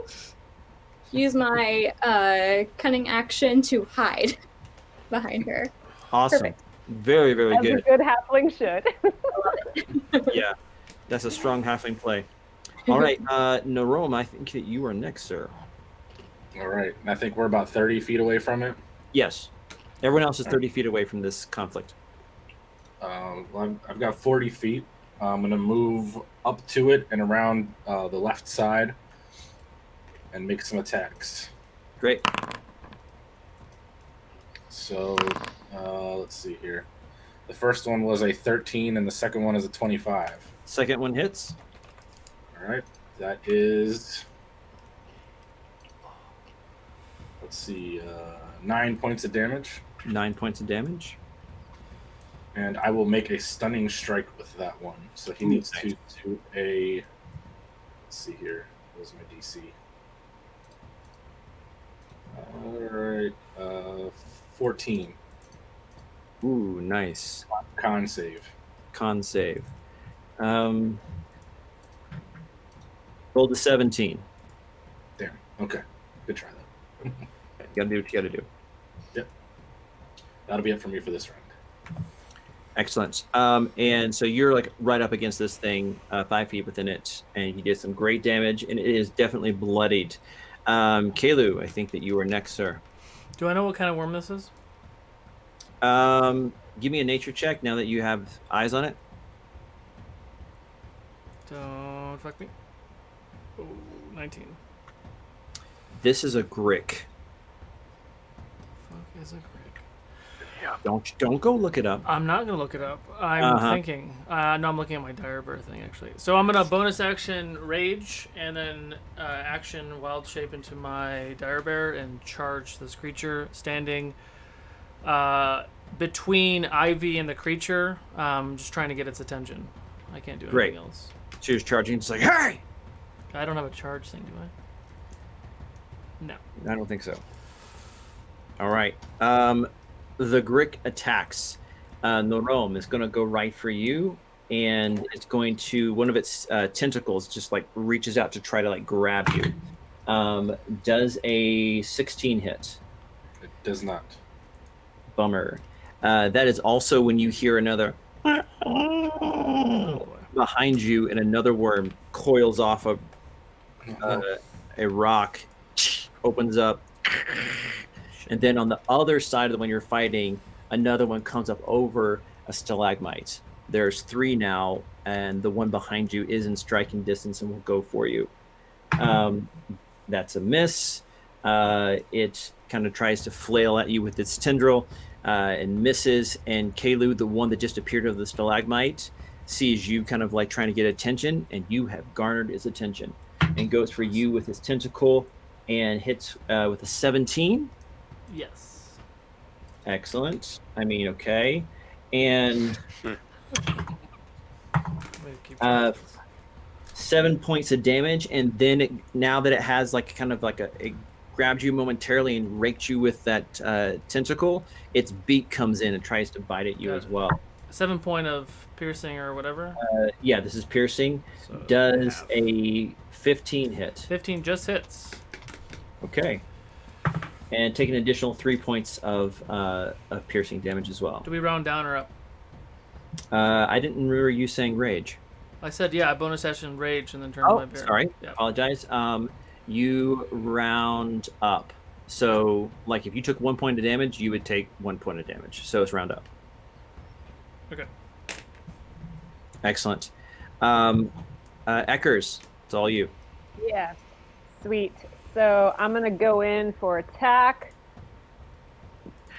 So where's my dice? There it is. Okay. 17 to hit. Definitely a hit. Great. And I have because I have Rockish Audacity, my sneak attack applies because I ran him, and so I'm presumably within 5 feet of him. Yep. That is 15 points of damage for Okay, my first attack. are you hitting the one that first attacked Ivy or the one that was just attacking Kalu? I'm going to go for the one that's attacking Ivy because. Or was near to Ivy? Yeah. Okay. Great. Yeah, exactly. Huh? How much damage was it? Oh, that was 15 points of damage. You just cleave its head right off. Great. So with my second attack. And then the other two like scream like in anger. Okay, cool. Well, then I'm going to direct my second attack at the one that is at Kalu. Yeah. That's probably not going to hit. 11 to hit. No. Yeah, I didn't think so. And then for my bonus action, I'm going to go in for a third hit. Does a 16 hit? Yes. Great. So that's only going to be 4 points of damage. Okay. Yeah. 4 points of damage. And then for my movement, I am going to move back away from it. And because I have fancy footwork, I do not provoke an attack of opportunity. Excellent. You're able to dodge the tentacles like lash around you and miss you. Yeah. Ha. At this point, you guys hear an even larger scream from deeper into the rocks. Of course we do. And you see a worm probably double the size. It's Mama. That's the others lift up just among the rocks, just like... It's not within striking range, but it's like it's been awoken, angered, and aware. And it creeps down and gets closer and is standing between its two, well, to use your analogy, children, but it does not attack. Finn, it is your turn. Where is everyone right now? Just to... So, correct me if I'm wrong, you've got Ivy hiding behind Dusk, you've got Eckers and Kalu up fighting these worms, and Norom also up fighting these worms, and Doreen has not yet gone. But Cool. Doreen, you are next to be thinking.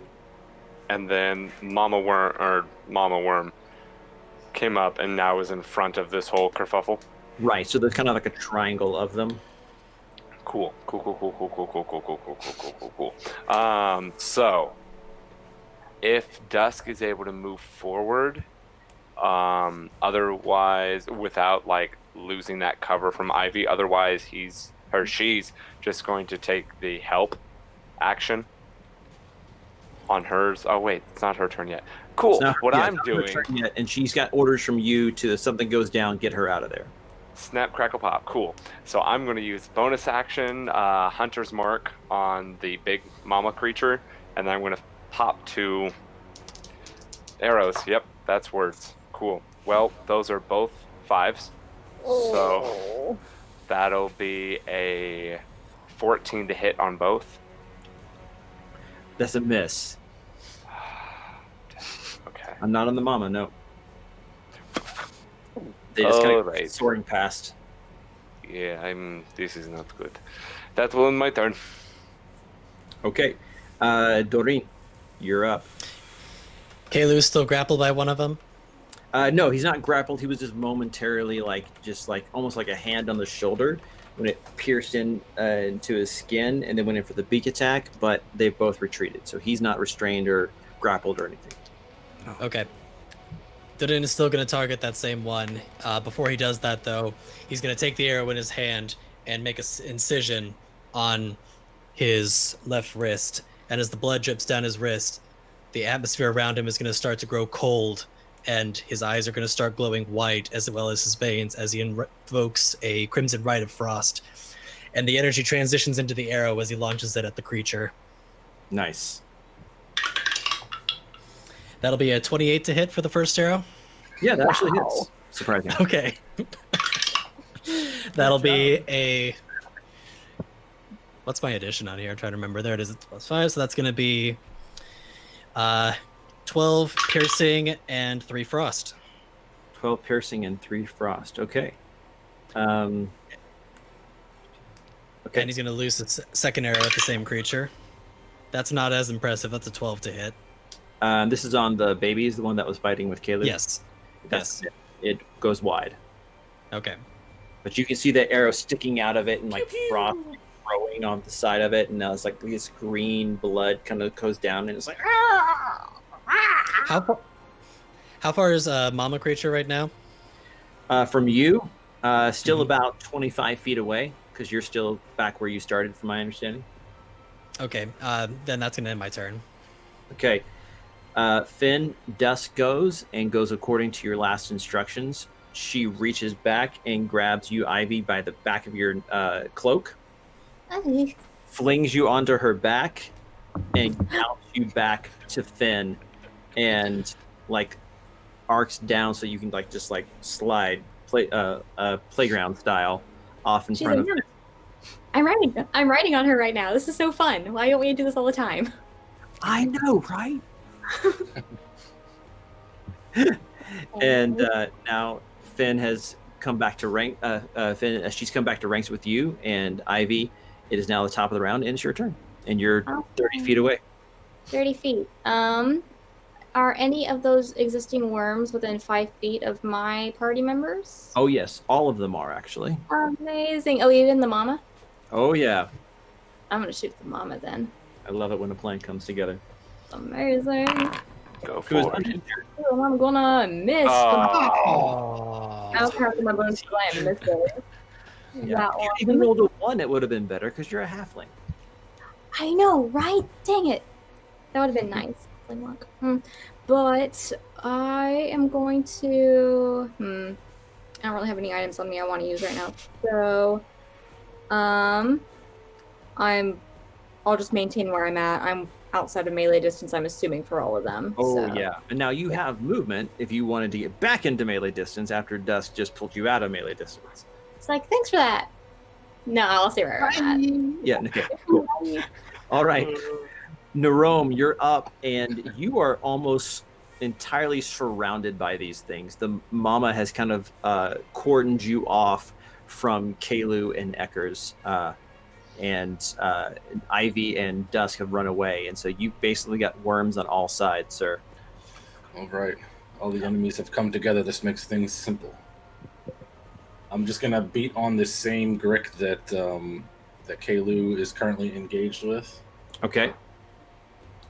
2 attacks, assuming one of them doesn't kill him outright. So that's a 21 and a 15. They both hit. All right. I'm going to ask you a weird question. As a monk of this level, do you have magic hands? I do have magic hands. Excellent. Roll that damage. All right. So the Would first one Kalu is- have heard this? Question? No. Solo did. Alright. So it's a 9 and 7 for those 2 attacks. So you punch in one, and it goes right through its carapace. Punch in another, and you're just like, ah! And it almost rips it in half as it just like screams in agony and falls over dead. Remaining one baby and one mama left. Anything else you want to do, Norome? Yeah, I will run over to the other one, and I'll do some flurry of blows. Spend a key point, 2 more attacks. Is this the smaller? Yeah, smaller. Okay. So it's a 17 and a 20. That both hits. And that is 7 and 9. Excellent. It is definitely bloody. It's just like, pa! Kalu, it's your turn. Okay, so if I'm a magical creature that turned into a creature, does that count? Do my attacks count as magic? That's just more of a question. No, Yes. they that doesn't work that way because you can turn into beasts, and beasts by nature are not magical. But it's a magical. That's fine. Wait. So you're saying that if you turn into a beast, do your attacks count as magic even though you have magic weapons? No, I was just curious because I'm actually not really a beast. I'm just a magical beast. That was just more of a DM question. I'm gonna attack the mama. Okay, I'm interested in this. I want to see where it goes. Want to hear your argument? We'll make that call when we make that call. I'm gonna attack the mama with my 2. Call it claw attacks plus 5. Yeah. What did you turn into? Dire bear. Oh, that's right. Okay. Old faithful. So Was that? nothing. Oh. Does that 18 hit? Yes, just barely. And then an 18 plus 5 is a 23. They both hit. 2d6 plus 6. 6. That's 12 points of slashing. Mm-hmm. And 7, 6, and 13 points of slashing that could be magical. It could. It could be. That's it. That's all I got. All right. So you come in charging like the second episode of Lost, and it rises a little bit, but seems still be infuriated and ready to rip you to shreds. Sweet. Which now, Eckers, you were up close to the last remaining baby just now, and so it's going to attack you. The mama's gonna attack her? No, actually, who? No, Narom, you were the I one. moved, yeah, because I moved away from the baby. I That's used right, my you movement. did. It was Yeah. Narom who did the bonus attack stuff. Got it. Yeah. Okay. A 10 misses. It kind of almost like dives at you and crashes into the sand and like turns quick to like face you again as its attack misses. And then Kalu, the mama, is not pleased. Got it. Was it the mama that attacked the room? No, it was the baby. Is the it- mama's focused on you. Is the baby within 5 feet of me? Yes. I'm gonna do sentinel. It missed. Okay. Can I still attack if they miss though? Oh yeah, I don't know. Tell me. For Sentinel, yes. Sentinel Okay. just means if they attack someone other than you, Yeah. and they're within 5 feet of you, you get to attack them. Okay. So I just want to. I'm gonna do it on Vorpal. I just want to use my reaction to attack the baby. That hits. 19 hit. Cool. That hits. Oh my god. 11, 6, 17 points of slashing damage. This is a claw attack. Yeah. 17. It goes down, so it dives and misses and turns, and as it does, it just like and falls back as you swipe it from the back. And Norom, you swear this bear winks at you. Mama's really not happy now. Come on. Oh, super Come mega on. not happy. Come on. So fun. So the mama, did I say the mama attacked? Yeah. Mama attacks and rolled a like 24 to you, Kalu, furious, and its tail actually like whips at you and smacks you in the side of the head for Use his tail whip. Whip. 15 points of damage, and then the Ow. tentacle goes for you, but only rolls an 11. Misses. And then it shifts around you to put itself between her and the rocks. Maybe thinking about escape, perhaps. Eckers, have you gone yet this round? No, it's your turn. Mm-mm. Okay, cool. Yeah, I'm gonna go in and go in for Mama.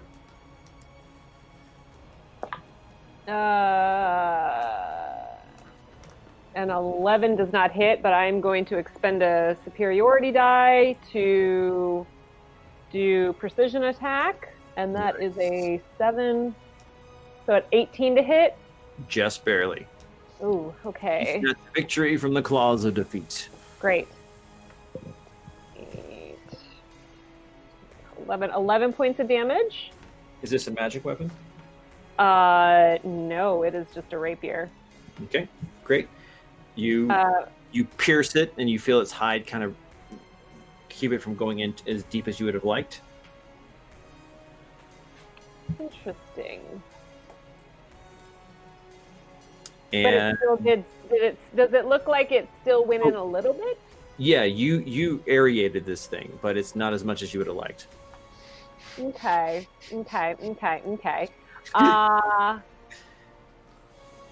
I'm gonna, with my second attack, I'm gonna try and use my dagger of venom on it. Yes, that you got for being a champion. Yeah, 15. What is that? 22 to hit. That's definitely a hit. I mean, it's only a D4 for damage, but it has. Hold on, let me roll the D4 real quick. Boop, boop, boop. 3, 4, 5, 6, 7, 7 points of damage, but it now must make a Constitution saving throw Okay. of 15. It does not. It rolled a 5. All right, cool. I did not have any D10s out, but it will take 2 D10s of damage. Ooh, do you Vorpal, or you want me to roll it? Oh, I mean, I can. I mean, I've got Okay, the D10s cool, right cool. here. They're right here. Okay. I just didn't have them out in my thing. So 6. So 9, 10. So that'll be 10 points of poison damage, and it is now poisoned for 1 minute. Wow. And then for my bonus action, I'm going in for another attack. Dang. Okay, that's not going to hit, and I don't want to use another superiority die. Right. So, My turn. and I'm going to use my movement to move out of range of it. Okay, so you go in for that first hit, the precision attack, and then while it kind of like its worm body buckles, it takes a section of it that actually leans closer to you.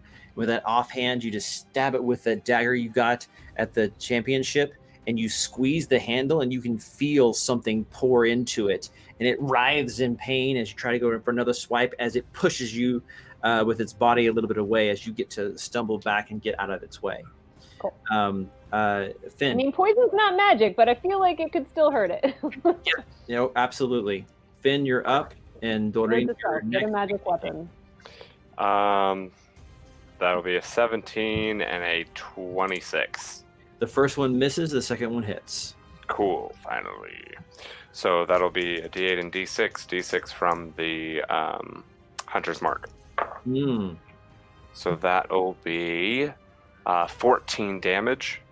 Including the Hunter's Mark? Yes. How much was for Hunter's Mark? 6. And then 8 from piercing.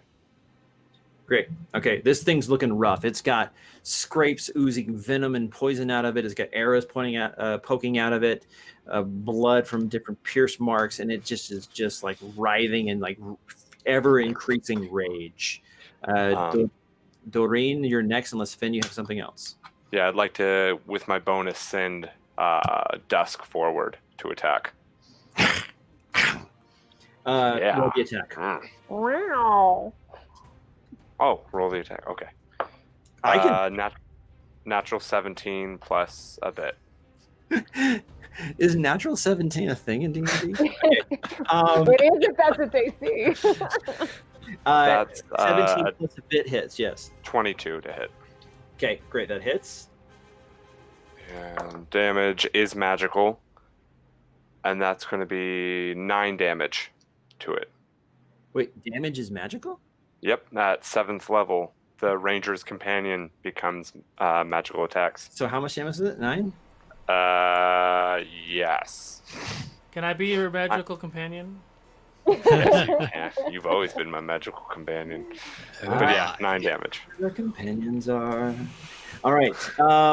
Norom. Sorry, not Norom. Dorin, you're up. The creature's about 25 feet away, you said earlier? Yeah. Mm-hmm. Would I be able to gauge if Mama is one creature size larger than me or not? Absolutely. She's terrifyingly large. Terrifyingly large or huge, or would I be able to discern that? Large. Words mean Perfect. Yes, okay, just had to clarify that. No, Words absolutely. included. I'm just messing. Yeah, go ahead. So in that case, for my bonus action, Dorian is going to reach out with a very firm hand, and energy is going to pour out of his hand towards the creature, and it needs to make a strength saving throw. Ooh. And is the fact that it's poisoned? Disadvantage. Thank you, Eckers. Yep. It rolled a 9 total. A 9 fails. The creature is now bound by the blood curse of binding.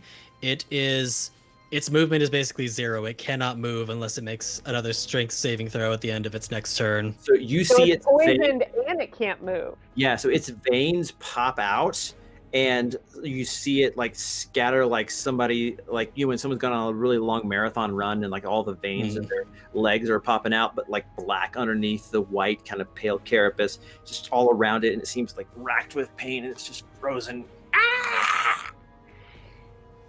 So after it's bound in place, Another arrow comes out of the quiver and launches towards the creature. Which is, dang, that's a horrible roll. 14. No. Yeah, and its movement is 0. It's not restrained or grappled, right? Correct. Yeah. I believe so. I have to double check that, but So yeah, you're still yeah, that's Double correct. Failed. check it, but I think that's a miss. Yeah. And second shot. 16, which is Miss. still not gonna work. Nope. Cool. So I got the grapple in place, but everything else now. Oh no, that's going to be amazing. That's great. Yep. All right, Ivy, you're That's up. a turn. Awesome. I am going to I still have my short bow out, so after Dusk had just dropped her off, and then Dusk is sitting there and she's like, that was so fun. And then she's like, oh wait, no, Dusk, and Dusk is leaving. Oh, okay. I guess I'll shoot now at the mama. I think you guys can probably work out a timeshare or something. Dang it. No, I'm not. It's gonna miss. It's only a 16. Yeah, that does miss. It goes wide. Oh, and I only have one attack per action, so I will. I'll just stay where I'm at for the time being. Stay out of melee range. Okay. Good call. And it seems to have regained some motion, but it's having a hard time like moving forward at all. So Narome, you're up. If I recall, All right. you're right next to this thing. I am. Now I'm gonna dump 4 attacks into it because I'm just gonna bonus action it as well. Yeah. So there's the first 2. Neither one of those are gonna hit. There's the next 2. Ooh. That second one hits. Second one hits. Great. Go for it. 1 for 3. Damn you, Vorpal! We love you, but you hurt us. 9 points of punch damage. 9 points of punch. Got it. Never drink the punch, punk. How about a nice dwarven punch? I will spend an additional key point to take patient defense as well. Ah, so they have disadvantage attacking you? Yes. Excellent. Which with being poisoned, it's now disadvantaged. Which is also known as disadvantage. Kaylu, you're up. Question: would I know that my attacks aren't landing as hard as they usually do? Yeah, you can feel that, especially with the claws. It's very visceral. Is it a free action to get out of my form? Or is it a bonus action? I thought it was a bonus I action. think bonus unless you have some kind of circle that lets you not do that. Well, moon is I can change shape with a bonus action. I just didn't know if like to drop it. Oh, as a Yeah. bonus action earlier. Got it. Yeah, I'm a bonus action. Bonus action. Get back to my normal self. Kind of look at it and laugh. And as my action, which means Laugh. I'm going to drop my rage, I am casting Fairy Fire on this worm. Yeah. Nice. Yeah. So blinking lights like a Christmas tree just pop up all around it, just on top where the black blood veins are popping out and it's bleeding everywhere, screaming. It's the most beautiful, horrific Christmas tree you've ever seen. It is a dex save. Oh, The brick that does- stole Christmas. Does it fail or get disadvantage on dex saves if it's restrained? yeah, ability checks And are, poison. yeah, the poison does There's that. so many things. What's the DC? 14. 14. Unfortunately, even with disadvantage, it got a 17. Mm. So it kind of like the tentacles like swipe at the lights and it breaks out of that kind of like mystical cocoon you wanted to put It's it in. alright, I'm already... Fuck. That's it. Okay. Kaylu, you're right next to it. Narome, you're right next to it, right? Mm-hmm. Yes. Yeah, Narome, it's going to go for you because you are actually hurting it quite a bit. Oh, good. A 26 to hit. Is that with disadvantage? Oh, thank you. I was gonna say, Good Jesus. call. 24 to hit. Okay, that's better. It'll hurt a little less. So the tail smacks you and the tentacles go for you as well. Does a 13 hit? That does not. Great. So only one of them does the damage. 9 points of damage to you, sir, from the tail. Got it. And it tries to move away, and you can see its very blood vessels pushing against its carapace as it tries to move away from itself, but it can't. It's just like, "Ah!" DM, Eckers. I would like to Yeah. use my reaction of Sentinel to make an attack on the worm. Well, it tried to move away, but it couldn't because but no, it's moving it in the attacked Nerome though. Oh, cool. Right on. Go for it. Hit. There you go. Yeah, plus a lot. All right. Yeah. Where Plus, is yeah. it? This is with my axe. That's fun. Yes, it is. Hang on. Math. 6, 13. I'm not raging anymore. Fuck. Just 13. Points of... That is magical slashing. Yes, sure is. Kalu, the choice is yours. Oh, shut Oh, you took it away from me. It's fine. Sorry. It's fine. I thought I had more hits. As it like retracts from Nerome, I'm angry that I lost my rage and cast the spell and it didn't work, and just I want to hit something, so I just swing at it, open it up, have its all little worm babies come out. Yeah, it just splits, and you can see like the entrails and the guts, and like what looks like maybe eggs kind of pour out of it as it plops on the ground next to its babies, and all is quiet and all is still, and you have defeated the Grick Alpha. Wow. Ooh, good job, Dad. Disgusting. As you look around, you can see back behind some of the rocks and what kind of was acting as a den from where the Alpha was. You can see what is left of some of the dwarven bodies and some of the inorganics they had with them, like shields and armor and equipment that you can bring back to Master Frostbeard. Awesome. Sweet. So you're able to bring that back to him. This battle took you only a few minutes or so. He's still in the area, and he's just like, none of you look the worse for wear. You may just be able to pull this off. I hope you all are able to bring balance and to find peace for what you've lost. Your support is greatly appreciated, Master Frostbeard. Of course, Nerome, I see great things for you. Stay on this path. Thank you. You guys are able to, he summons people to come and to reclaim the bodies and to clear this area out and resume the planting. You're able to go back to the Battlehammer estate to await any research that comes from the archives. And while you're waiting to get an answer and the research from the archives, is there anything that anyone wants to do before I move to that part? Does anybody look bad at the moment? Yeah, anyone can take a short rest at this point. This is a Oh. great chance to do that if you want. I was But gonna, thank you, Caleb. I was gonna Thanks cure. for watching. I was gonna cure wound somebody if they needed it. Thanks for watching the bars, though. I appreciate it. So did anyone, was there anything that was like left on the ground or anything that could be picked up? Yeah, there's plenty of loot from the workers that it killed before, but the guild member, the elder Frostbeard, had specifically asked for the body and their effects back. Okay, cool. Yeah, Eckers isn't gonna loot the bodies. Like, Okay. Yeah, she has standards. That's good. I like that. yeah. Well, some standards. Prior to Chaotic neutral. prior to Frostbeard returning, Dorin's glow would have subsided and the energy would have dissipated away. Yeah, you're trying to normalize, to regulate before they come back. Mm-hmm. Good. Any other business during the short rest before we go to research? Yeah. I'm gonna get a drink. The bar is always open inside the library. Ivy? Yeah. Awesome. So, at some point when we're all back at the estate and kind of just doing our own thing, Ivy wants to try to find Doreen specifically. Great. Doreen, where would you be hanging out in the library or by yourself in your room? Probably hanging out in the library, but off in the corner.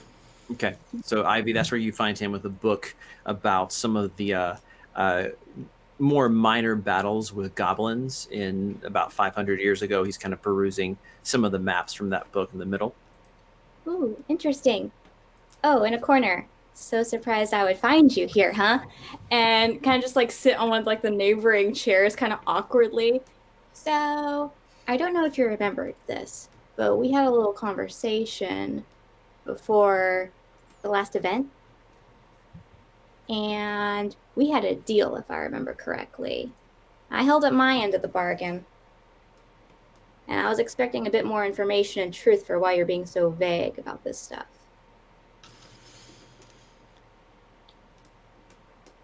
I suppose you're right. Mhm. What did you want to know? Well, I mean, I guess what is with that amulet that you're wearing? This was my mother's. She gave it to me when I was young. It was Oh. her symbol of her clergy. Understood. What happened to your mom? She died. I'm sorry to hear that. Thank you. Yes. What was she like?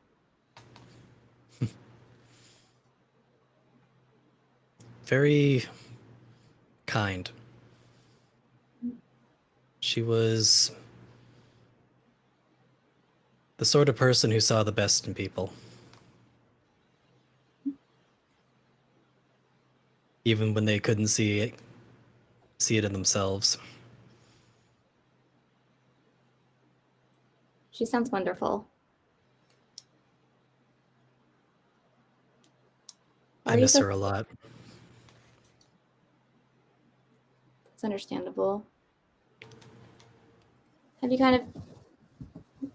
I don't mean to make assumptions, but I mean you're a part of the coalition just like I am, and we're a bunch of misfits there.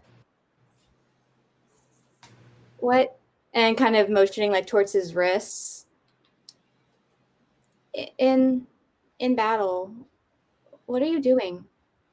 I saw with the frost that happened on the big worm.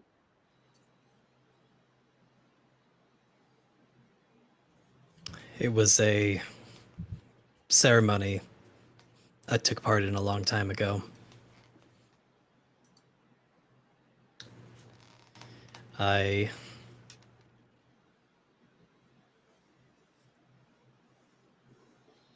swore an oath to fight the things that haunt others in the night. And to prove my dedication, I invoked a very special ceremony, Is it which required? Sorry. Hmm? I was going to ask if it required you to hurt yourself.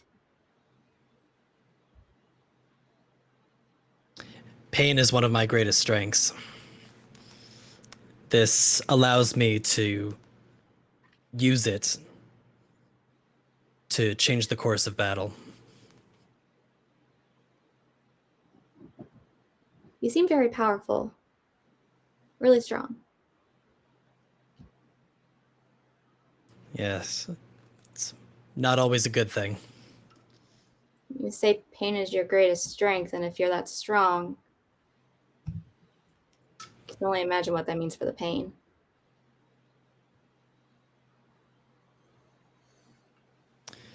There are some things from my past that I'm not proud of, but I hope that one day through my actions I can make up for them. I'm sure you can. You don't have to tell me what those actions are. I know I'm nosy, but I won't be that nosy about it unless you need someone to talk to. Honestly, this is probably the longest real conversation I've had in a long time.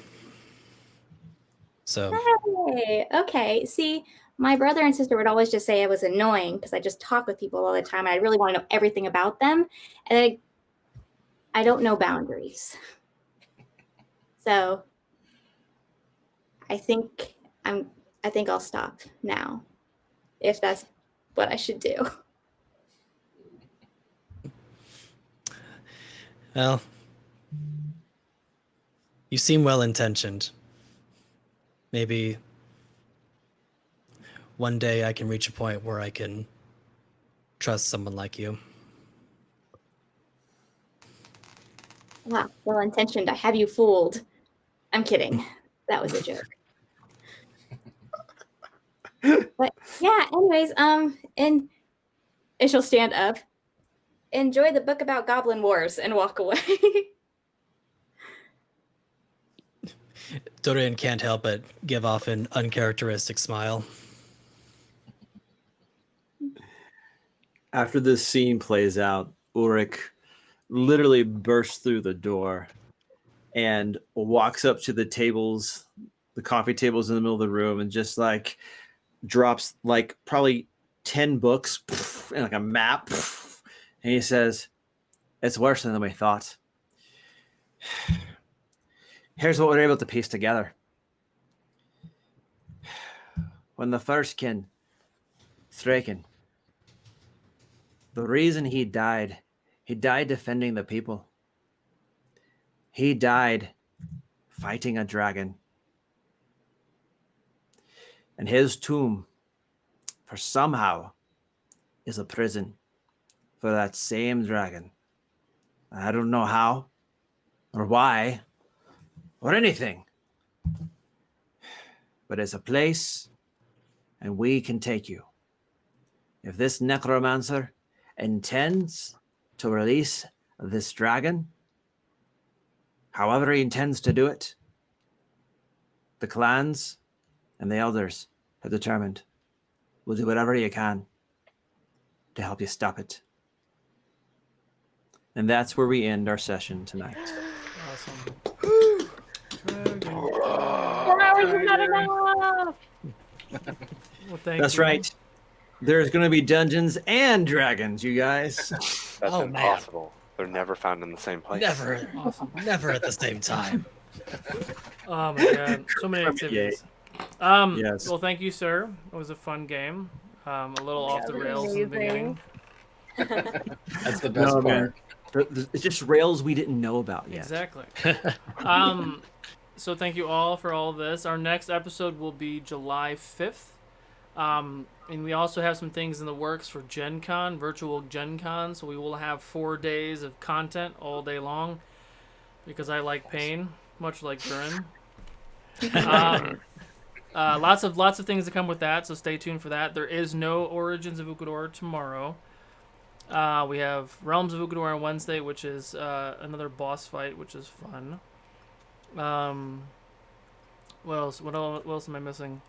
That's it for this week. Oh no! Episode 2. I'm playing Oh no, Cantor. Viago for Cantor. Yeah. Oh, that's right. Cantor's this Cantor. week. Yeah, we got Cantor Cantor episode this 2 week. is this week. Yeah. Let's see if I can find. Yeah, do Hyper RPG. Why not? So we're gonna go ahead and raid a Hyper RPG because they're fun. Other than that, have an awesome rest of your Sunday. See you guys this week with all this more crazy chaos. Spread the Fable 42 love, and we will see you guys next time. Woot woot. Bye, guys. Bye.